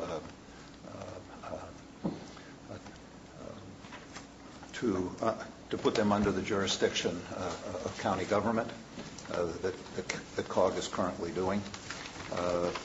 I brought up at the last COG meeting that we needed a continuance on that. The COG board was very resistant to that continuance, but they did allow a 1-month continuance. Tom, or the Public Works Director, needs to bring those projects before the Board of Supervisors before he presents them to the COG board. So he's going to be requesting, or he sent a letter to us, to the Board of Supervisors, requesting that we request another extension to the next meeting, and the next meeting will be in February, since the COG does not meet in January. And I guess I'm looking for board direction. I would like to see that continuance take place. I'd like to see the Public Works Director come before the Board of Supervisors and answer respond to what the board's request was. There has been a response from the Executive Director of the COG. The Public Works Director needs to answer that response while addressing, in my opinion, the board's request of the COG. So I'm assuming that the board supervisors would be supportive of that request for a continuance to the next meeting, and to have the Public Works Director bring those issues before the Board of Supervisors. I suspect it would be in a study session. Well, I have to respond, Tom, as in Tryon. It's a moot point because Public Works did not meet with the COG on the issues. When the decision was made to separate out the Cedar Center Pine Drive project, direction was given to Public Works at that time to come up with a mechanism, which I'm assuming they would have met with the COG, to do the transfer of the projects and what was the best way to do it. That's been will have been almost 2 months. It has not been done. So whatever the reason is, Public Works and the COG have not met. So when the issue comes before the COG Wednesday night, it's a moot point. And it's got to go. It is a moot point, We can Tom. request a continuance to the next meeting. Tom, you requested one then. It doesn't matter because it's going to be a moot point because Public Works has not met with the COG, so there is nothing to discuss at the COG meeting. And do I feel like it was a sabotage of the process? I feel it was. So, I mean, it's going to be continued. Sabotage by whom? It was a sabotage by this board, meaning, because we're Wait a responsible. minute. We're You responsible. totally lost me. All I'm asking Tom. for is a continuance because Tom, just a minute. Because I have, the- just a minute, please. When Mr. Garcia, when we discussed the Cedar Center Pine Drive, and we separated it out, it was very clear that the board, this board, wanted to have a transition plan of all the projects to the county, and what's the best way to get done. That was done prior to the last month's COG meeting, when on our COG agenda it was a list, a transition plan, and you had asked for a postponement for another month, till January or February. I had asked for And- continuance correct. until February. Correct. And the COG board said no. And the hope is that Public Works and the COG board would have met, or the COG director would have met to look at the transition plan. Okay, it has not happened. So when we have our COG meeting, it's by default going to be Rita. continued to February. It has to, Tom. It doesn't have to get continued. I'm asking What's for to be- support what- from the board to make a request to the COG that this be continued You've until already February. asked that. You asked that last meeting. Yes, and Elaine so, Morris wait a minute. said if the county is not prepared at this next meeting, she would support it going. Yeah, that's fine. And the county's Going. not prepared. Okay, so why So are you why- opposed to having a continuance so this board can hold a meeting with the Public Because Works it's Director not, and respond to the Tom, COG? it is not this board's decision. It's going to be the COG decision, and by default, it will be postponed. No, it Because, will not by default be postponed. well, what's to happen?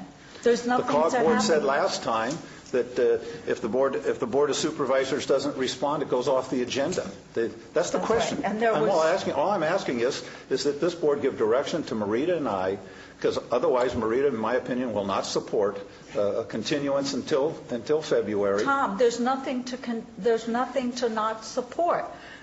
You can't discuss a transition from the COG to the county without the county being part of the discussion. Okay, we haven't had the discussion. We need to have the discussion between Yes, now and so February. what's the board going to say? Tom? The board needs to give Garcia, we direction want you to talk. you to support a continuance until February so that you It's don't be going the to fourth vote happen. that kills it.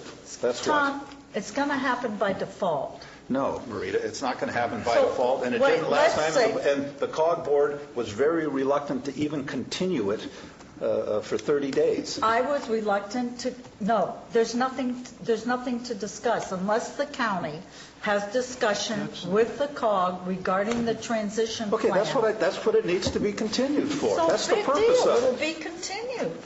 Well, There's nothing to not if there's discuss. not four votes to continue it, and there Wait, were not if four we votes don't- last, there were if not we four votes a don't- month ago. If we don't continue it, There's what's going three to other happen? supervisors here that are Okay. sitting here, okay, I not will just you get- two. And I take exception to comments made by Supervisor Callaway that there was some type of subvention of this whole thing. I think that we need to have some type of explanation by Ms. Callaway as to what she meant with those comments. I will be happy to.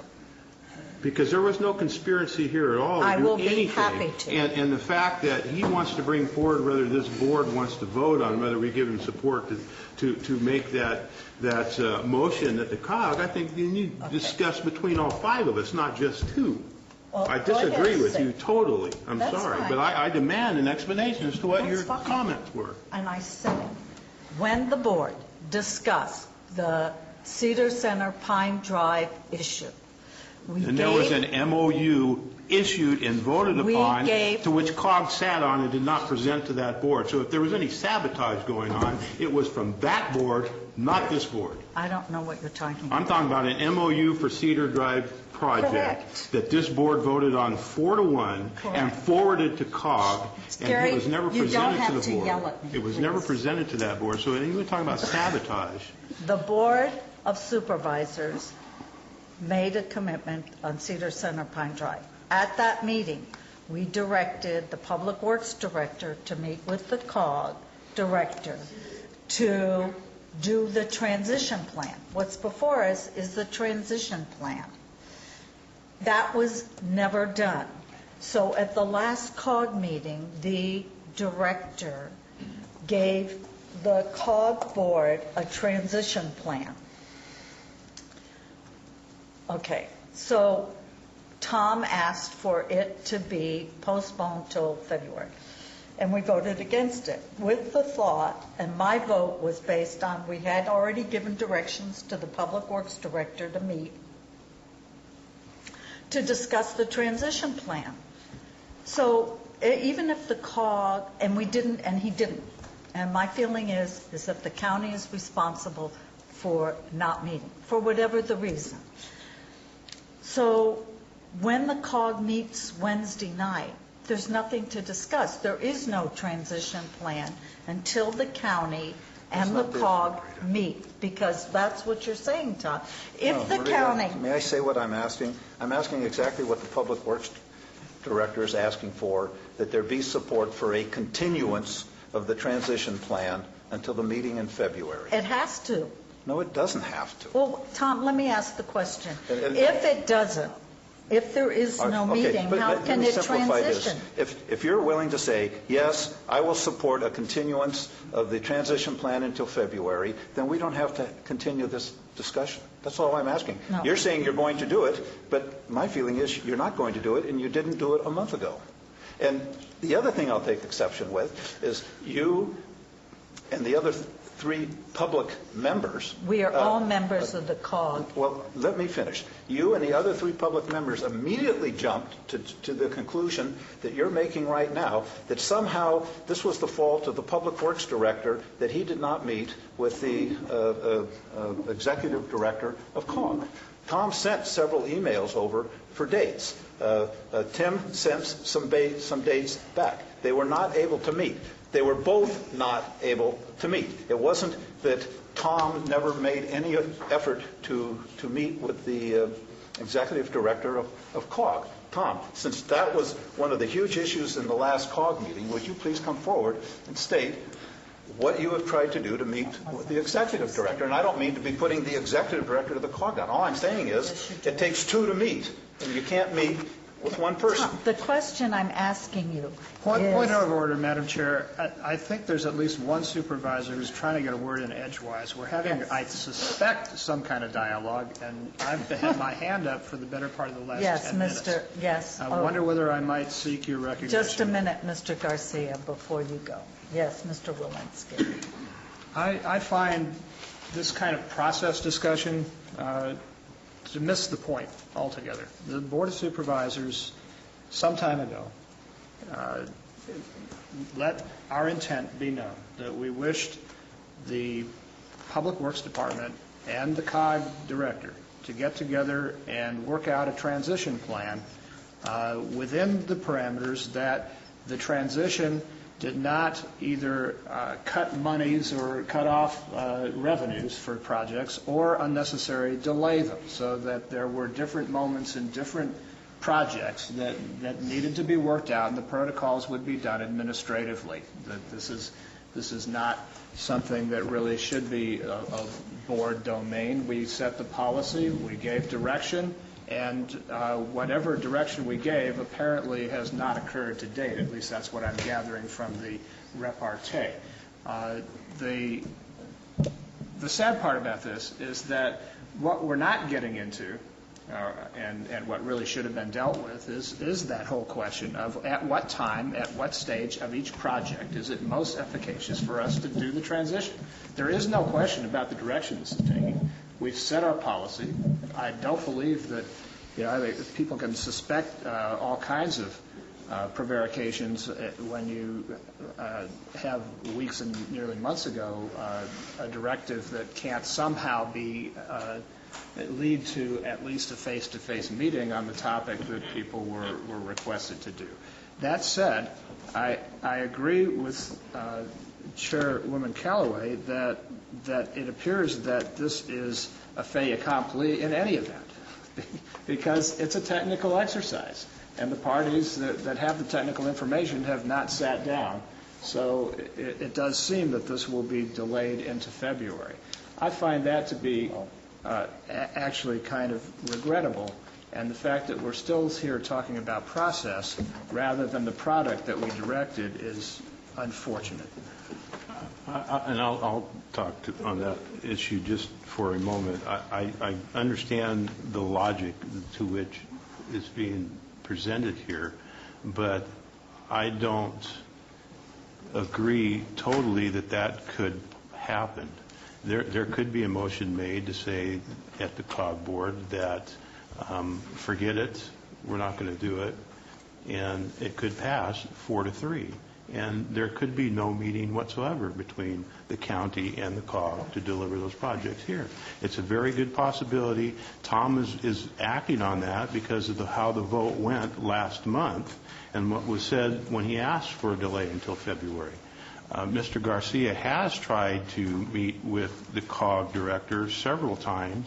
They have not been able to get together. It hasn't been a one-sided thing that's being presented here that he hasn't extended his hand out there.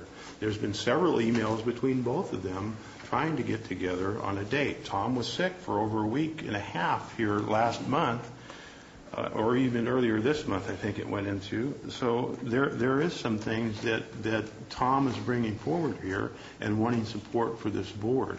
That's where he's going with it. And he's merely asking for support. But I still haven't got an answer on what Supervisor Callaway meant by sabotage by this board. That still has not been answered. I hold the board responsible for the actions of staff. I've always Of held what? the board.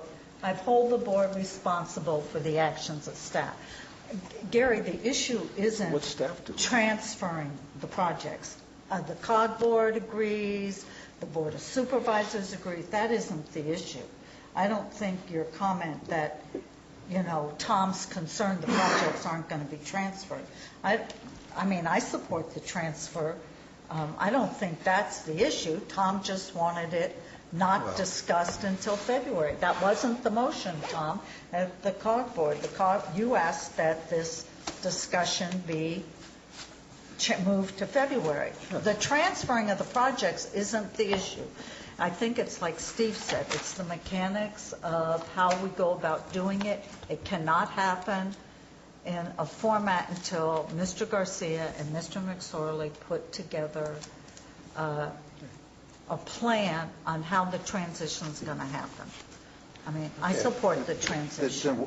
I don't understand what you're disagreeing with my request. All I'm saying is, That's fine, I would Tom. like to know that there's a second vote from the county to continue this item until February. Tom, so it's going to be continued. There is no reason for it not to be. Could I try? I think it'll come down to your vote, and I strongly disagree with your contention that the COG board is supporting the transfer of the projects. Quite frankly, the three public members are certainly not, and quite frankly, the executive director is certainly not.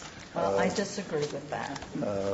But, and the executive director just sat there at the last meeting while the three public members just railed on the county and said exactly what Marita said. I hold staff responsible. It's Public Works' fault that we haven't met. And that was absolutely, from talking to Tom Garcia anyway, that was absolutely not true. And he just sat there and just let the county get absolutely beat up.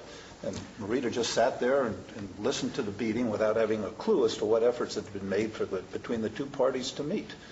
And, after a while, I just get sick that the COG constantly listen to the county. Right, that's fine, get Tom. Pillaged. Okay, that's fine. Madam Chair, I seek without recognition again. Tom, any support. that's fine. Well, I'd like to hear from Walensky. Tom what efforts he had made Just a after the second. board's Okay. direction to meet with the executive director of the COG. Go ahead, Mr. Walensky. I would like to propose a possible solution that meets both positions without blame, which I don't think helps right now. Call it Pollyanna, but I'm going to try. We should reiterate our expectation and direction to staff to transfer the COG projects to county jurisdiction within the parameters of doing no harm to the projects, that either by delay or by loss of funding. We should reiterate that today and instruct staff to engage the COG in a dialogue administratively to accomplish that. And without saying what date it will occur, the COG So we need should... to take an action. It's on the agenda on Wednesday, so we need to take an action. Certainly it can happen because the COG does not meet in January, so the next meeting's in February. So we can certainly have this done, and Tom can come back before the board prior to the February meeting. So my proposal is that we instruct staff to, in the same way that we did before, and that we urge the COG board to not consider an incomplete proposal, but that process be completed, and that at the earliest possible time, and the next available COG board be scheduled to effectuate the proposed, hopefully the agreed proposal and protocol. I totally support that, with the one addition that Tom will bring it to the Board of Supervisors before it goes to the COG board,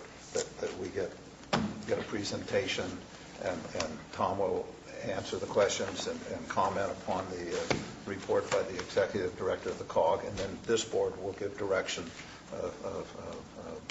to be sent to the COG board. Is that? I can support that also. In order to answer some of the questions that were brought forth by the COG board and the executive director, I am seeking input from the Board of Supervisors on the specific projects and what the desire is on both timing and project management. So it is important for the board to give me direction to go back to the COG board before the decision can be made. But after you meet with the executive director at the staff level. And the reason that I've sent the memo is because I had made a request to the executive director to have this item postponed, and he indicated he denied that request based on direction by the COG board that and it is agendized for this next meeting as an action item. So that's why this request came forward. It's, I believe, item number, well, it's one of the items in the COG package as an action item. So and he has a staff recommendation not to approve it? There's a staff report on when the proper transition period would be, absent county input.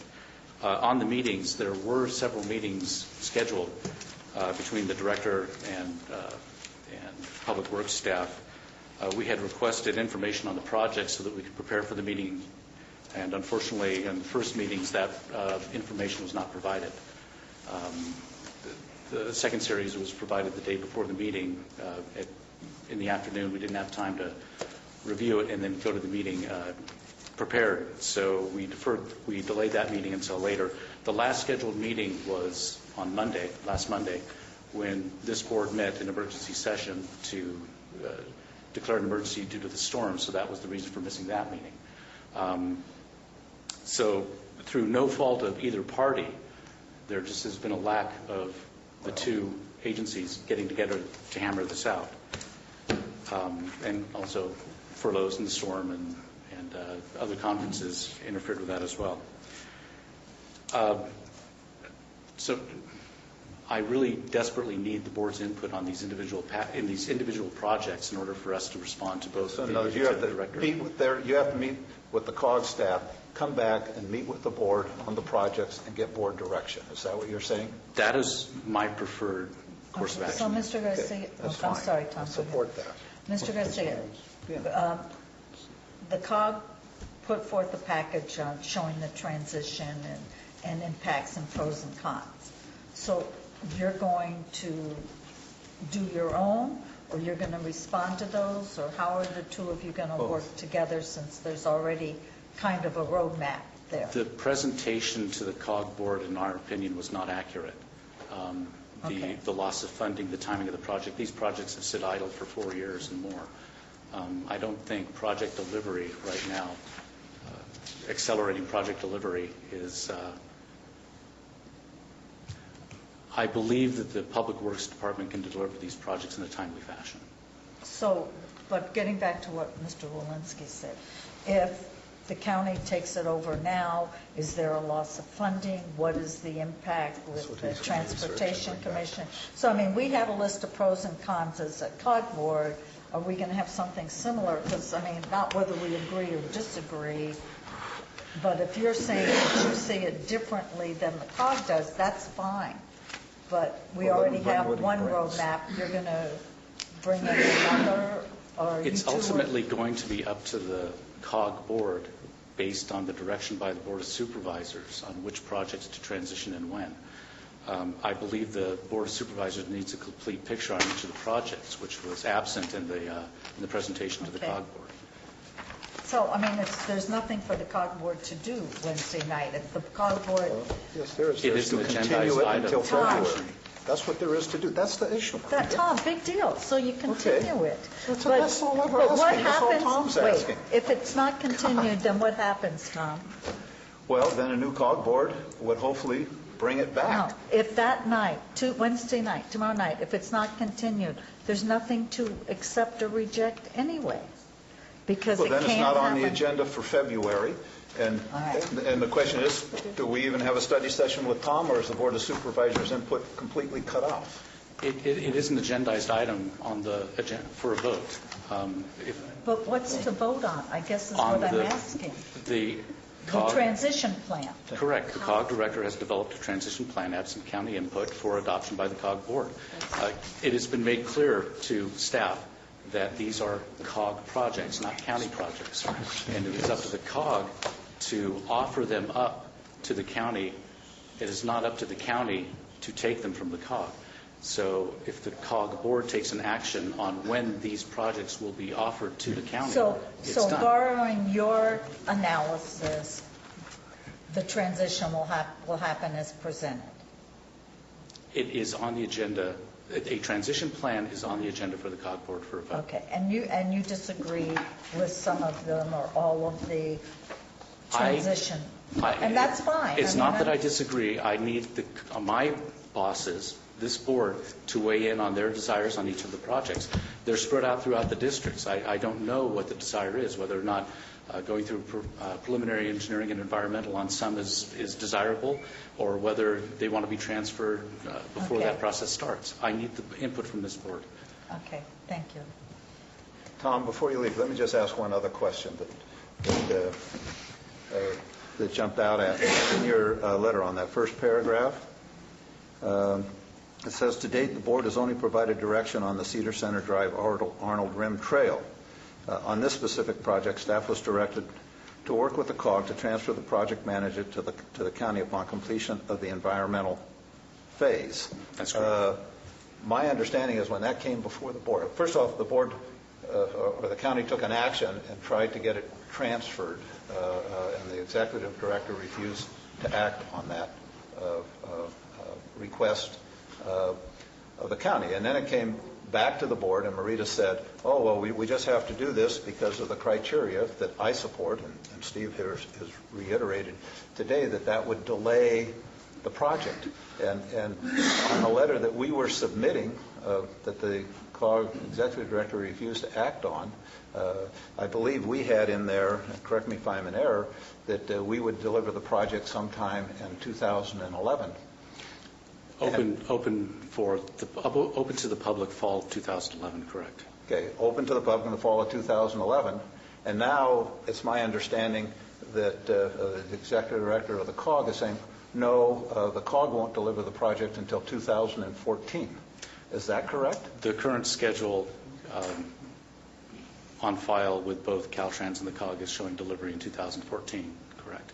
Well, how the heck did we get all caught up on, oh, we just have to do this, we have to do this to not delay the project that we could have delivered in the fall of 2011, and COG's going to deliver it in 2014.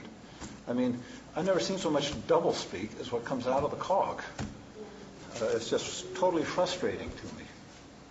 So anyway, I would hope that the board would give direction to Marita and I to vote to continue the item, as Steve has said, until the February meeting, which is the next regularly scheduled meeting of the COG. And I'd ask the board to be polled. Mr. Thomas? I'm not sure what we're doing here. Is this a I don't motion and either, a motion? No, it's just a Tom poll. wants you to It's do not a something. motion, it's just a polling. Tom wants you to To mandate instruct us. Marita and I to vote to continue the item and advocate before the COG board that this item be continued until February, the next regularly scheduled meeting, so that this board can act on it in the interim. Yeah, I can support that. Gary? I'll support it. Steve? I supported what I outlined before, which is not a specific date, but a re-instruction to staff and at the earliest moment prior to possible the February upon completion of that process, it would be scheduled, and I would instruct both parties toward that end, but that's a little different than what is before us. And Tom's a yes. I'm a no on it, because to me it's a moot point, because the transition is not, cannot take effect until Public Works and the COG meet. I want a term of art definition here. A mute point is a silent one, and a moot point is an irrelevant one. A moot point. Oh, it's mute and moot. It's We a have moot. 4 board members, I Thanks think, for that would that. like the Board of Supervisors Okay, to be Tom, do you involved. have anything else before the board? Yes, I would just like to note for the record that given the testimony of the Public Works Director, the reason for the delay in the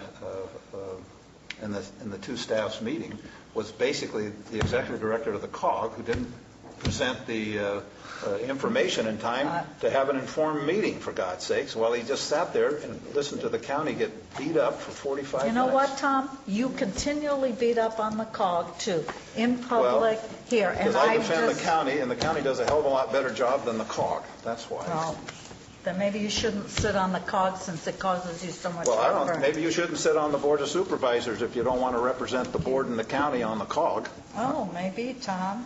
Madam Chair, I just remembered the agenda item, which is correspondence Tom, and do you have communications. anything else? And I think Tom, we are do you have corresponding. I did, Madam Chair, forget to mention one thing that the board had asked an update on, which is that the Amador County Planning Commission did hold its final meeting on the Buena Vista Power project. They voted 5-0 to endorse the EIR and approve it, and voted 4-1 to approve the project itself. So that is now moved forward, which is... But there's some problems. What are the problems? There's some threatened lawsuits by 2 groups. One is the people that live in the area there, and one is from the... CBD. Yes. But still being worked through, and hopeful for final approval in the month of January. And apparently the forecast for, if everything goes well from here on out, would be opening in the fall of 2011. Last word we got from Buena Vista was June, but very much depending on further process. The quote that I'd read from the gentleman that represents the firm that's trying to do the project back in Chicago. Yeah, you got Minnesota. Minnesota was that the closest they would come would be fall of 2011. So It's had 3 different estimates in the last week, so it's hard to keep up with. But anyway, we're still in the year 2011, which is still actually a minor miracle. You're plugging along, inching along. Still plowing along. Okay, is there anything else, Tom? Tryon, is there What? anything else? No, I said no. Got it. A reminder that the board meeting next week is starting at 9:30 instead of 9 o'clock. The swearing-in ceremony for all the electeds, sheriff, assessor, supervisor, et cetera, will be on the 20th of December at 9:30 a.m. in the Sequoia Room. And at our Area 12 Agency on Aging meeting, They have talked to 1,000 people in 6 weeks on Medicare Part D, on the one-on-one appointments. They're also having the Lunch and Learning Series in Calaveras County this year. They've done it in Tuolumne, Amador, and it'll be Calaveras this time in 2011. And the Area 12 will be teaching a Medicare 101 class, and it will be in Calaveras. It will be advertised. I do not have the date. Steve and I will be meeting with child support twice this month on wrapping up the final details of Tuolumne being part of the Joint Power Agency of Central Sierra Child Support. I have the Arts Council event this evening, Council of Governments, Board of Realtors, and that's it. Okay. Yes. May I mentioned that. you didn't bring up the correspondence that the Republican Party invited all of you to honor the retirees, because we have 4. Yeah, we all received an invitation to that. Okay, fine. Thank I'd you. like to extend it personally. Thank you. Thank you. That is Thursday at camps. Yes. At 12 o'clock. Okay, Ms. Boyce. Other than the continued state budget debacle, the governor did call a special session yesterday. The new legislative session has begun. There is a little hope that a lot of work will be accomplished this month until Governor-elect Brown takes office in January. Tomorrow, Governor-elect Brown has called a state budget briefing. He's called together the Department of Finance and Legislative Analyst's Office, who will be presenting information about the current state of the state in terms of its fiscal house, and elected officials have been invited to join that session. Are you going to have a staff member? No, we're going to see if we can get it. They're going to try to streamline it, and then it will be covered extensively by folks in Sacramento, and we're going to save a little county dollars and stay here.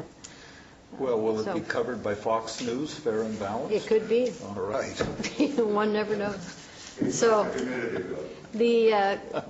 when the governor released his partial solution to the current $6 billion deficit in the current year and projected $19 billion deficit next year, again, the majority of the solutions being proposed cut deeply into health and human services to the tune of about $7.4 billion. So I think we can expect a very, again, contentious and in-depth discussion about how to resolve some of the state's fiscal issues that are also become our fiscal problems here locally. So stay tuned. Mr. Jones. Nothing for the board. Okay, this meeting stands adjourned, and we will be meeting in a study session supposedly at 1:30. Jeannie, it's 5 of 1. Let's make it 2 o'clock. Well, we have one behind it. That's all We right. have a 2:30 one. Jeannie? We have 2 study sessions. We have one with Planning Department and CCWD beginning at 1:30. Do you want to push that back to, and then you have another study session on the animal shelter? At 2:30. At 2:30, so. I say we hit the dog place in 25 minutes and get back here in time. I think we could make it 15 minutes late. Mr. Diamond, is that fine? Let's go have Chinese. We have, make it 1:45. 15 minutes. Okay, thank you. 1:45. With Thank you. CCWD, they're not involved in putting this on, though. Yes. Yes.